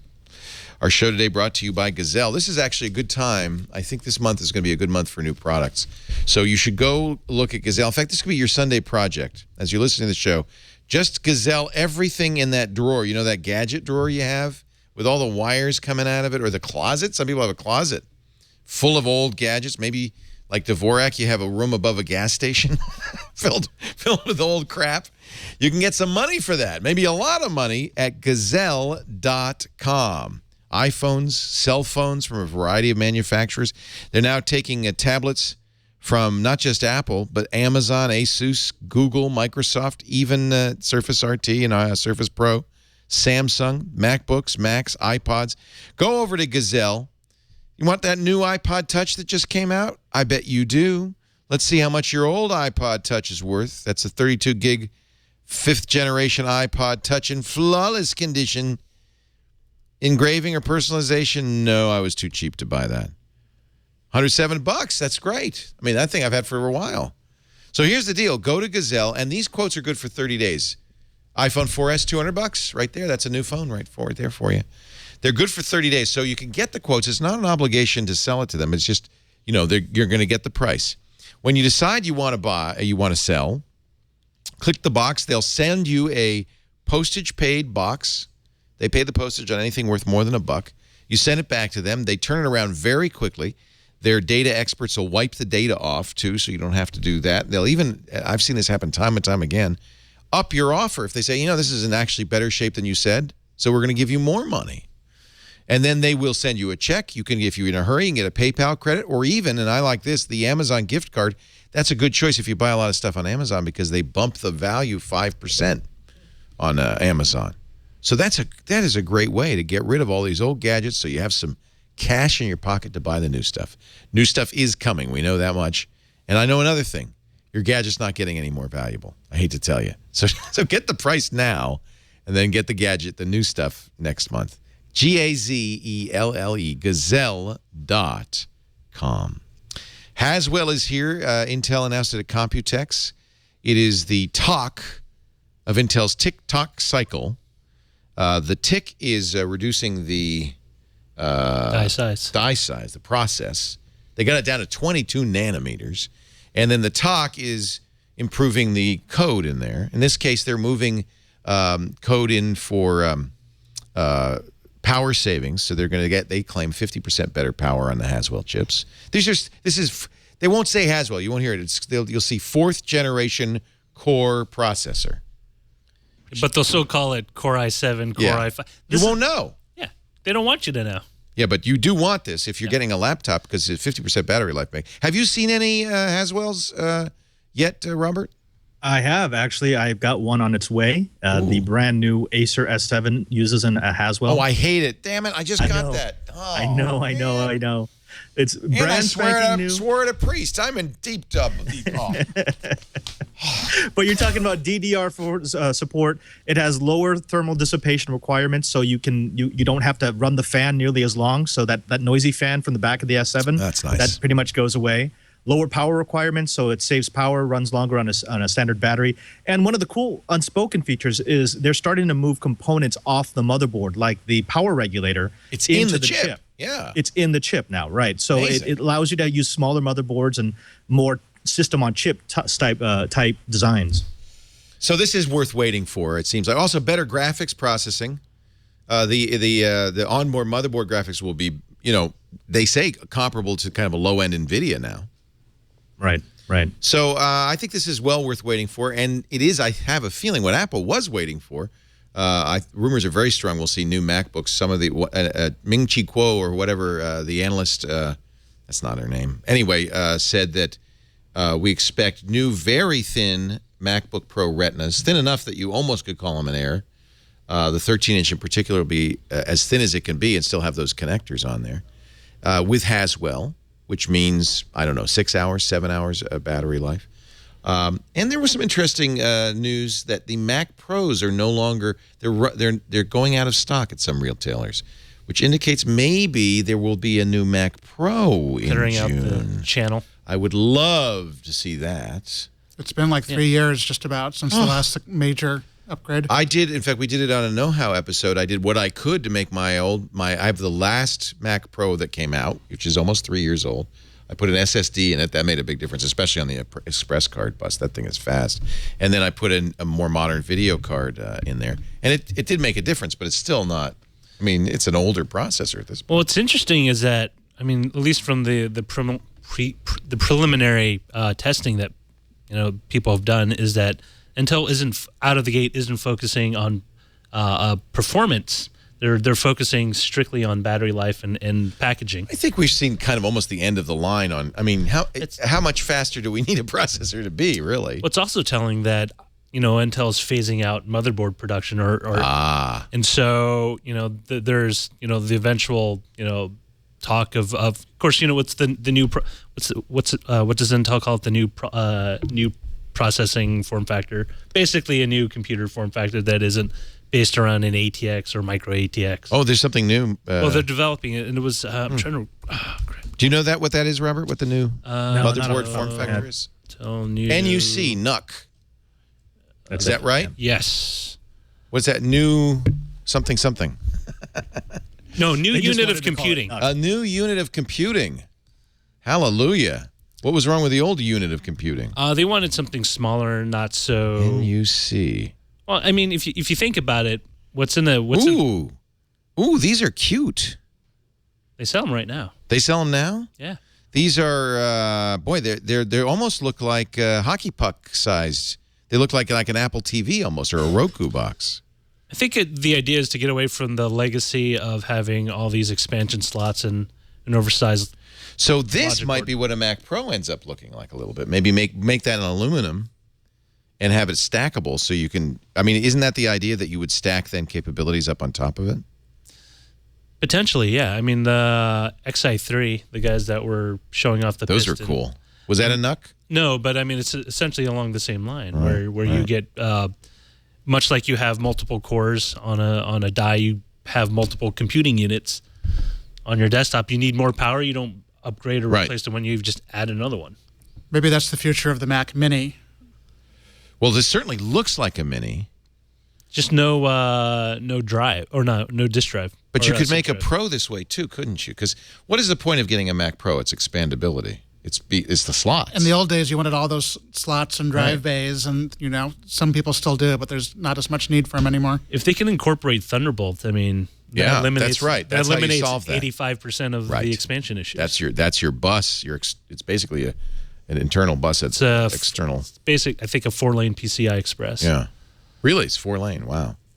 So I mean, you can get a good deal out of that, especially when it comes to video editing, which is this current NUC is third generation, so there'll be Haswell NUCs at some point.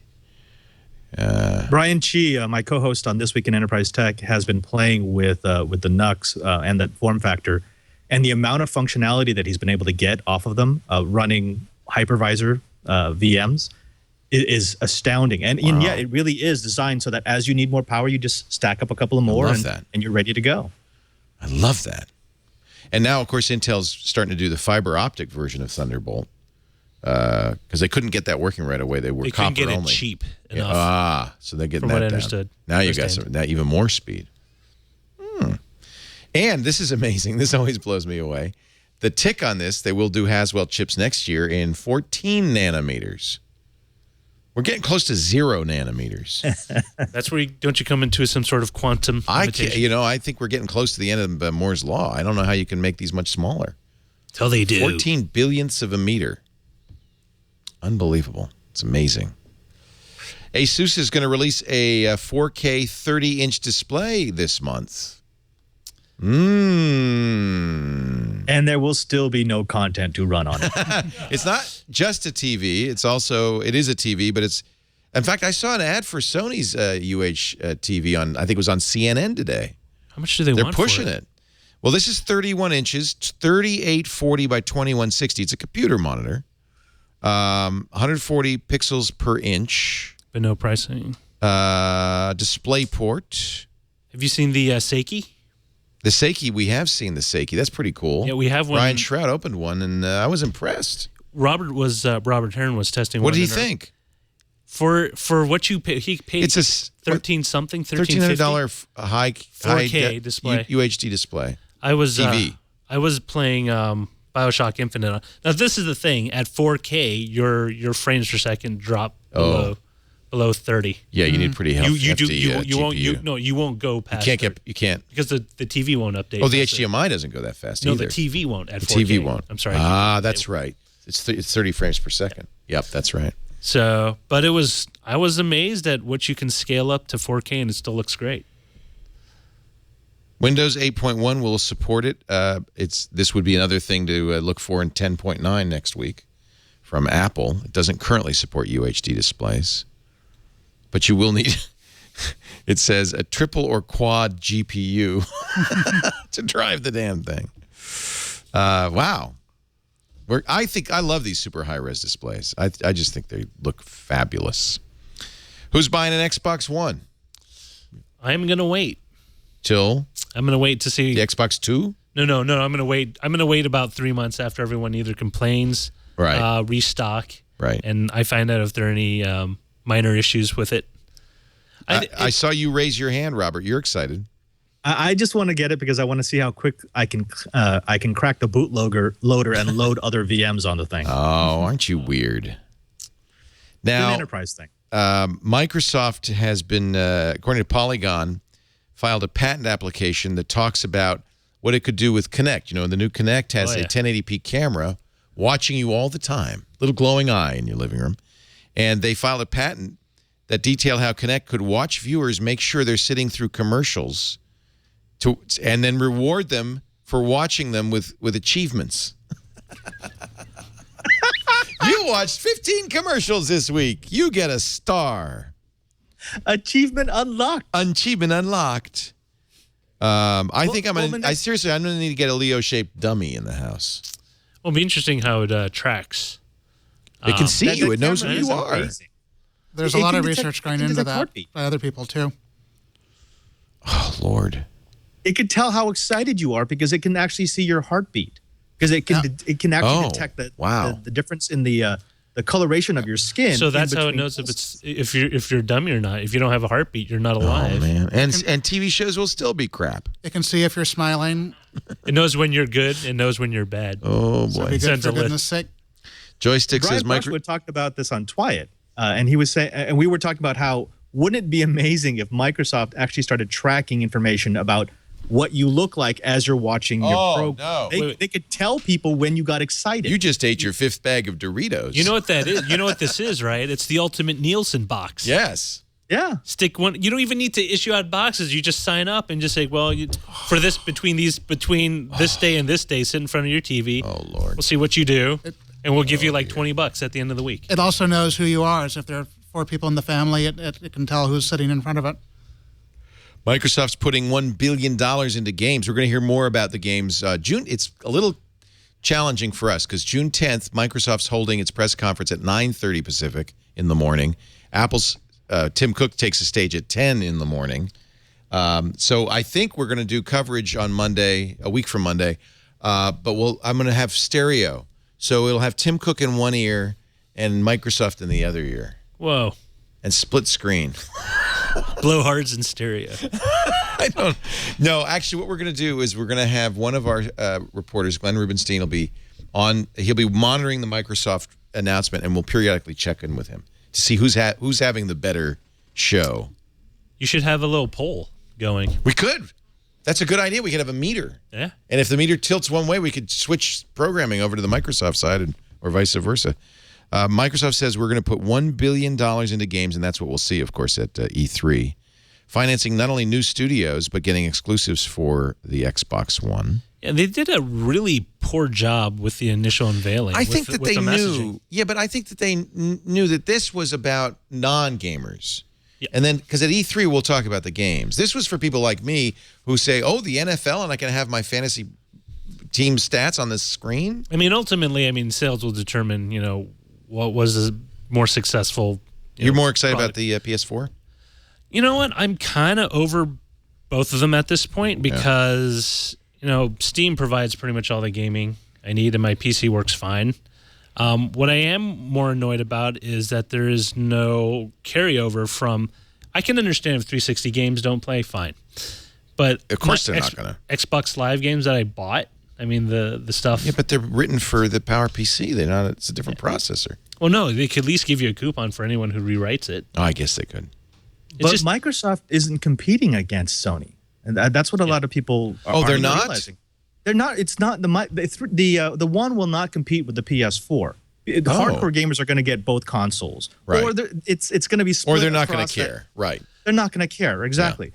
What they're really competing against is Apple. They're competing against the Apple TV. Tim Cook did make a big push at All Things D, saying how they've sold 14 million Apple TVs, and half of those were this year. But on the other hand, you have Microsoft, who in almost the same amount of time, so in 8 years versus 7 years, will have sold 300 million Xboxes. They want to keep that. They don't want Apple encroaching on their set-top share, which, again, is not really push or pull with Sony. It's going to be push or pull with with the competing devices to get media into your TV. That's what that first press conference was about. Like you said, it wasn't for gaming. Well, I mean, it was TV. Yeah. I mean, ultimately, I mean, in a way, I mean, I kind of disagree with you because they actually are competing against each other as well as Apple, but every other kind of set-top box and entertainment device. You know, it's all competing for your attention. Everything's going for your attention. Because you only have so much screen time. At least Microsoft is at the point where they know they're not trying to sell you a box. They're trying to sell you their services. Their box is their gateway to get you to buy stuff. Right. And so what they're, I mean, you know, with everyone in digital, they're all kind of jockeying for position in a way to make it the most compelling service that you will gladly subscribe to on an annual basis, and then you kind of just zone in on whether it's games, whether it's TV, whether it's sports, whether it's one facet or another. As long as you use their network, use their service, and use their box, they're fine with whatever you do on it. Right. I think it's going to be fascinating with the Xbox One to see at whatever price it ends up being, whether people who really don't care about games at all or hardly at all will buy it. Because the two most successful TV boxes lately have been Apple TV and Roku. And for those, $99 is the high end of that price range. And unless Microsoft comes up with some really new approach to subsidies, the Xbox One is going to be way more than $99. $500 pretty certainly, right? I would think 400 at least. Yeah. Also, but there are rumors, and this will probably be unveiled in a couple of weeks or at E3, is that they might roll in subscriptions. So if you sign up for basically like you do with cell phones now, you get like Netflix or something. Yeah, you get Netflix or you get whatever. You sign up for so many years, you get a contract, you get the box at a discounted rate or subsidized rate. Well, they kind of did that with the Xbox Live subscription, right? You got a $99 Xbox, but you committed to a year of Xbox Live. And then, of course, all consoles, or almost all except for Nintendo, are subsidized to some degree. Right. Actually, Nintendo's subsidizing now. Even Nintendo with the new Wii, which is interesting. I mean, you look at the Wii, Nintendo, Sony, and Microsoft, and they're basically they look like they're all after the same market, but only I think Sony and Microsoft are kind of going after the big picture, while as Nintendo's. We're still a toy company. I don't know what Nintendo's up to. Well, I mean, the thing to understand is Nintendo's a toy company and it always will be a toy company. Sony is an electronics company, and Microsoft is software services network company. And they're all approaching how to get, how to release your wallet from your hand to their bank account the quickest. And Sony's big pitch right now is we're the company that cares about gamers, and we're not going to try to make it into a Swiss Army knife. No, they will. Of course, that's the only one they're going to survive. Did you see this story? Sony's profit center is not electronics. In fact, they lose money on almost everything they sell. You know what keeps Sony afloat? 63% of their profits come from insurance. Yep. That they sell in Japan. Well, Samsung, one of Samsung's largest arms is a finance arm. I mean, it's when a company. But Samsung's making money in consumer electronics. Sony apparently loses money in consumer electronics. They started a life insurance venture in 1981 in conjunction with Prudential. And that's where they spent. Then they bought a movie studio and a record studio. That was a flop. But that's not unusual for a conglomerate. I mean, Ford used to have an aerospace division. Right. GM still has GMAC. They finance your purchase. I mean, they all get into this business. I mean, Sears and choose any other Fortune 500 company. Yeah. You need to diversify at some point because you just can't keep making umpteen number of cars and expect to grow. Well, in some ways, they're doing the reverse of diversifying. They have one unit that's making all the money. Well, they have to. They definitely do have to slim down at that point. Yeah. All right. One more story, then we're going to take a break. I thought this was from The Onion. On Tuesday, BuzzFeed will unveil CNN BuzzFeed, a YouTube channel based on content from CNN. I'm confused. I'm going to file a takedown notice. BuzzFeed, which I thought, and I read it, was like an internet meme engine and a place to see bikini pictures. But apparently CNN feels they're the future of news, and the future of news is on YouTube. This is an example of where media is just confused as hell. This is an example of people kind of grasping at straws. Yeah, grasping at straws. Good phrase, yes. Let me jump on the bandwagon after everyone else got off. And I think of companies like YouTube, like BuzzFeed, saying, "Yeah, we'll take some of that CNN money." I don't mind.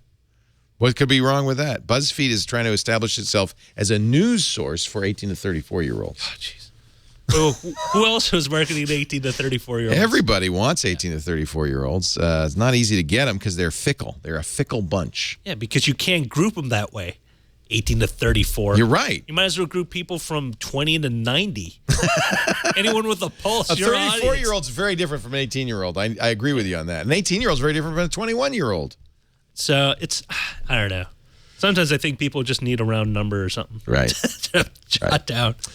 When we come back, I want to talk a little bit about the podcast troll and some good news. But first, a word from our friends at Stamps.com. This is the place to go if you have to mail stuff. Now, this is not if you mail a postcard occasionally to your girlfriend in Japan. You got one nearby, right? She no longer lives in Japan and is Australia. no longer my girlfriend. Okay, we broke up. So we don't need to mail those postcards anymore. So I just made that up. I didn't even know if you had a girlfriend in Japan. I just made that up. I'm just depressing. But apparently I touched a nerve. That's fine. I'm sorry. I had no idea. But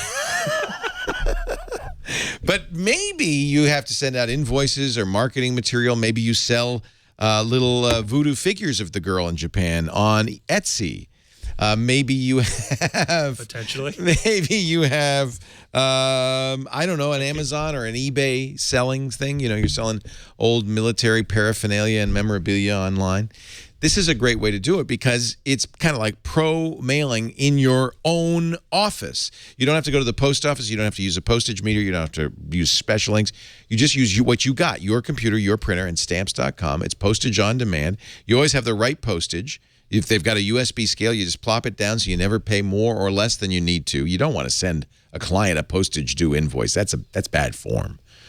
It'll even suggest what class of mail is right for different stuff. So it really helps you.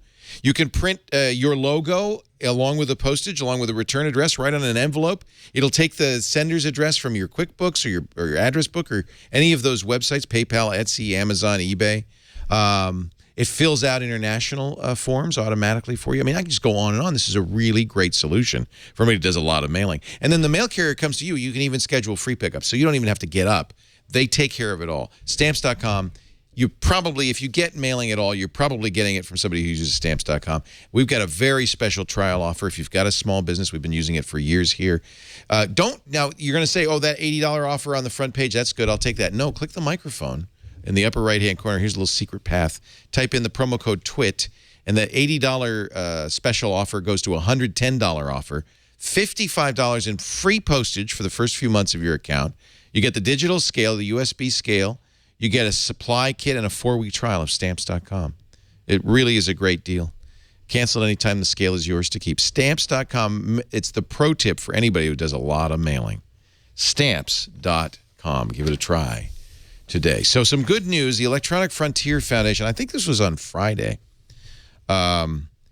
decided to get involved in the Save Podcasting movement, and I wanted to mention that. Now, a number of companies have been sued. We have not, by a podcast troll called Personal Audio, LLC. Interesting story behind this company. They have a recent patent. It's only a few years old, but it was based on a patent that came out in 1996. And EFF believes, as I do, that the patent that they got in 1996 is bizarre and bogus. It's basically they patented the playlist. And so what EFF has decided to do, and I think this is the right attitude, is not to fight them in court, but to go to the Patent and Trademark Office. This is another defense if you get involved. I've learned a lot about this in the last few months. If you get involved in a patent case, you can go to the Patent and Trademark Office if you have prior art and say, you know what, this was a bad patent. You should never have given this patent, and here's why. And so they have raised some money, raised quite a bit of money. They said they needed $30,000 to do this inter partes challenge of the patent. In under 10 hours, they raised the $30,000. They're now at $60,000 with 1,000 supporters. We put in $2,500 because it could save us a lot of money in court costs if this goes through. I encourage you to visit EFF.org if you want to give a couple of bucks, help support this. They are gathering prior art right now. In fact, if you look at the website, there is a button that says Save Podcasting Prior Art. that it goes to Ask Patents at patents.stackexchange.com. And they've already collected, I think, some very significant examples of pre-1996 playlists, audio subscriptions, things like that. It's pretty obvious to anybody who's been in this business that podcasting wasn't invented in 1996, that it's been around for a lot longer. It's a bad patent. I've always thought it was a bad patent. And a number of our friends have been sued, like Adam Carolla. Instead of, you could fight it in court, but I think the best way to do this and save podcasting for everybody is to just get the patent overturned. So help EFF do that. I have very high hopes of this. When I looked at the prior art, I thought, yeah, oh yeah. Remember they did that? Oh yeah. It's pretty obvious. It goes way back, way back. So this case is interesting because it's not a typical patent troll. Most patent trolls are NPE, non-practicing entities that never made anything, never tried to make anything. All they did was they acquired a bunch of patents and then they go out and they sue people. Personal Audio actually is a failed maker. They tried to make a podcast device, an MP3 player, and in the process of doing that, they filed for what is now what we know is an incredibly vague patent that should not have been granted.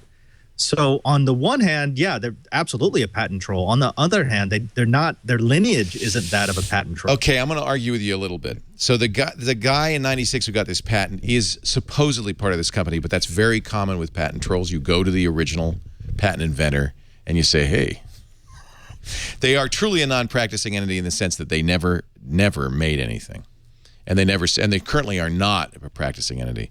So, you know, you could debate what a patent troll is, but it's pretty clear that the companies that are doing this at this point are doing it to make money off of what was clearly a bad patent. Not trying to make money by making something, but trying to make money by people like us and other podcasters who are using something that's very obvious technology. The Cyber Law Clinic at Harvard's Berkman Center is going to participate in this with the EFF. That encourages me. You've got some pretty heavy hitters on this. Of course, the company is going to say, "Well, no, you know, we made something," but I don't think that's really the case. And they're going after. They say we're just going after NBC and CBS, big companies. No, they're going after everybody. And well, they went after Apple, and they got an $8 million settlement. Different patent. That's their war chest, right? Yeah, but it was a completely different patent. So, yeah, you know, I've done a little research into this because I've been curious what's going on, and I'm encouraged by it. If you want to support it, I think the best thing to do is to read more about it at EFF.org. I'm an ongoing contributor to EFF, but I thought this was a good one to give them a little extra money, and we were glad to help them do that. I don't know how long the inter partes process takes. When we talked to our attorneys, we actually hired a very good law firm that does deal with this specific subject in kind of a defensive way. They said that this is a good approach as long as it works. And the patent office is a little unpredictable. But after looking at the prior art, I think there's a very strong case here. So help the EFF. It would help all of us and preserve what I think is a very important medium for us all. Hey, if you missed anything, as an example, if you missed anything this week, this is the kind of stuff that we did that we'd like to keep doing. Here's what you saw this week. Previously on Twit, Matt Break Weekly. It's not a gadget, it's jewelry. It doesn't have to, jewelry. Well, how about just a cool watch? A cool watch is jewelry. Okay, so if I go upstairs and get my Millennium Falcon wristwatch, the one that has like a die-cast Millennium Falcon, like a pocket watch, we have to pop open the top. Would you identify that as jewelry or as a cool watch? Well, that's something else, but I don't think they're going to sell a Millennium Falcon watch. Answer. It's a cool watch.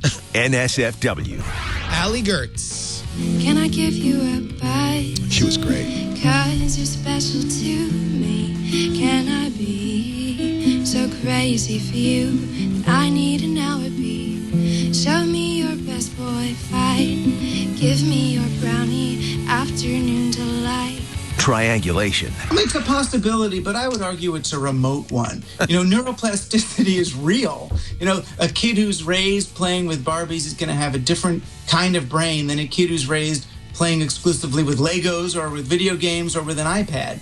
But, you know, the range of neural outcomes is kind of limited. And so far anyway, we haven't really seen anybody who can be in more than one place at the same time. Great interview. Broadcasting from the capital of the free world, Petaluma, California. Not commonly known, but it is, in fact, the capital of the free world. He was great. Douglas Rushkoff, if you didn't see that triangulation on Wednesday, really interesting guy. We were talking about the idea that humans could adapt to this hurry-up world we live in. No. No. Yeah. You don't believe that? No. No. No. Everybody says no. Must listen. Every single week we do a great, we have so much fun with triangulation. And thanks to the brilliant Jim Cutler, by the way. We don't credit him enough. He's the voice of those promos. And he comes up with those funny tags at the end, right, Chad? I don't think we send them to him. He can ad-lib like no one else. So good. You remember Jim from Tech TV. He was the voice of Tech TV. Oh, yeah. Yeah. Really great guy. One of the best booth announcers in America. This guy does work for all the big companies, and he donates his time to Twitch. Super professional, too. Jim, we love you. Mwah! Thank you all for being here. Thank you, Harry McCracken, the Technologizer, time.com, techland.com. And thank you for making Twit one of the 50. I know you recused yourself, but you must have given him some money under the table or something.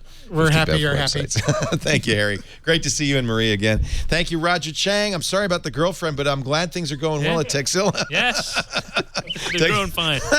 Jolly Roger on Twitter, which you must follow, and at Jolly Roger, and, of course, Texilla.com. Yes. TEKZILLA.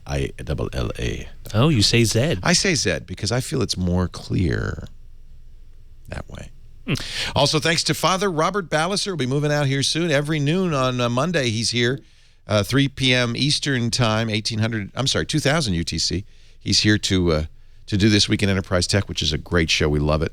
We're working on a programming show, computer programming show with Robert. I can't wait. Robert's going to teach Shannon Morse how to program. Oh, nice. Is that awesome? You up for that, There's a lot Robert? of stuff in the tube. Oh, absolutely. All right. The next couple of months is going to be amazing for Twit. I can't wait. We're very excited. I gave up on programming in college. Well, this will be good for you. We're going to do different units every 8 weeks, a new unit, new programming language. Took 2 years of 2 semesters of C#. Well, no wonder. What? At the time? That's not a good starting language. It's a good language. It's a great language, but not a good language to start with. No, maybe C would have been better even than C#. What are you going to start? What's your first language? We're going to do Python? We're probably going to do Python. I'm lobbying for Python. I've got an expert in Python who is willing to come into the studio and do some great demonstrations with us. I'm of the opinion Python is a great starter, first language. Oh, it is. Yeah. It is. Yeah. We thought about Java for a while. No, I vetoed that. No, I loathe Java. But I vetoed that. I said, we are not.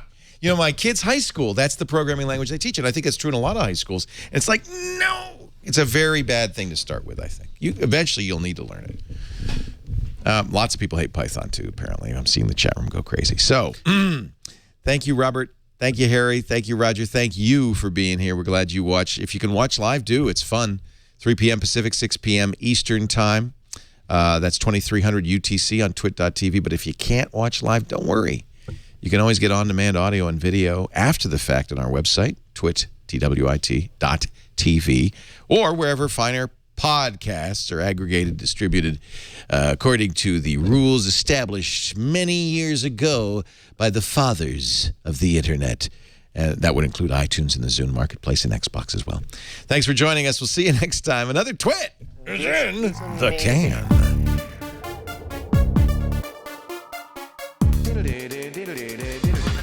Doing the Twit. All right. Doing the Twit, baby. Doing the Twit. All right. 12 by 12. What about that for a title, huh? I'm hungry. Now I'm hungry. There is an In-N-Out very near here. Yes. On the way out of town, as Robert knows. I went to it yesterday. It's not good. It was great. There. Don't go there. I've always been a little surprised at the almost slavish following that. Are you a Five Guys guy? I actually don't like most hamburgers, just because I always find them to be overcooked or really greasy. That's what I like about an In-N-Out. Overcooked and greasy. I'm going over to Ray's Hellburger. Ooh, that sounds good. Is that in D.C.? Yeah. It's in Virginia. It's the place that Obama gets his burgers. Oh. Does he like send out the Secret Service? Do they like show up at Ray's Hellburger? No, he shows up. POTUS would like a sack of double-doubles with I've everything. always wondered, like, do they have a food tester that just like, sticks a meter in it and makes sure it's not Wait, blood? you're saying President Obama goes to Ray's Hellburger and orders one? They have a picture of him showing up, ordering his burger, and I'm believing that the restaurant was populated by Secret Service people. Even the guy behind the counter. Don't eat that. Is that where he asked the guy if he wanted fries? I like Five Guys. Have you been to Five Guys? Yes. I like Five Guys. You know what I really like? We don't have them out here. Is Steak and Shake. Oh, I hate Steak and Shake. Actually, I've never tried it, but looking at their menu, I think I would. It's very good. I don't like their hate it. teeny You never tiny even tried it. fries. Will you agree with tiny me fries. that White Castle Weird. is disgusting? I love White Castle. White Talk about Castle. overcooked and greasy. Gross. It's the best. My freezer's full of White Castle hamburgers. Yeah, but you had your start in fast food, so you know. Oh, I know. I worked in fast food. I know the business very well. Yeah, I still have calluses on my fingers here from flipping the burgers. That was the old days. You know, it's odd that you mentioned because every now and then when I get really bored, for some reason I look up training videos on YouTube, and I came across an old Wendy's one where they basically taught the guy how to cook by using a rap video. It was great. Oh. You got to put your food in the fridge. Here we go. Here's hot drinks. There's one that's like, Is it the 80s when you're one? stirring up the chili. No, make this sure is you it. do Hot right. drink. No. I think the chili? No, this Second one. one. 1980s Wendy's training video. Good Lord. From File Cabinet. I'm not hearing it. Put it in the microwave, and we're done. Are you plugged in? I am. You're seeing it, but you're not hearing it, huh? Yeah, I'm not even. Why am I having so much trouble? It must be Linux. It's all the way up. That's what's odd. What is that one called? It's a 1980s Wendy's training video. Oh, wow. Here, wait. Wow. Already I'm enjoying it. I have a special place for those because when I worked at the Olive Garden for all of 3 weeks, they gave me a video on how to bus tables. Yeah. The training is very important when you have minimum wage workers. We never had anything this good at McDonald's. This is psychedelic. And I think they had videotape tapes for training. Real skills. Can't even understand it. Now he's in the video. It looks like a microwave.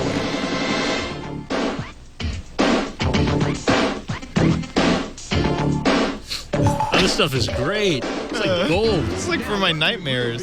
And MC Hammer has really come down a long way. 250 with the meat and cheese that's ready to go. A towel to keep your station looking cool. But most of all, you got to have your tool. Most of all, you got to have your tool. Get ready. We're going to lay them down. Now, beats got grain to it just like wood. You got to follow the arrow to lay it down like you should. From the front to the back, you got to lay it down. Space it evenly, not scattered around. Next, you got to salt the meat from the back to the front to make the taste complete. Not too little, not too much. Oh, my God. Whoa, this is too much for me. This is good. Coming up next is our key to success. We'll turn the meat and do a 400 press. Don't wait too long, I emphasize, or the meat won't reach the proper size. When things start to sizzle, you're ready to go. Gently turn the meat, but don't be slow. Just turn them over easily. Now, of course, it's all automated. Even at McDonald's, it's just they have machines that do this. They don't flip it anymore. Are you keeping score?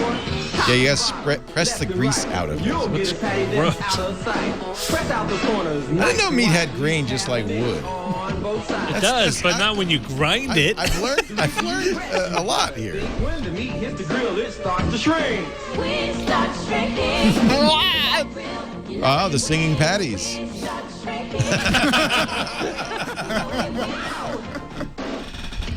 When you see red juices on the top of the meat, it's time to give the turn and press a repeat. God, they're pressing all the flavor out of it.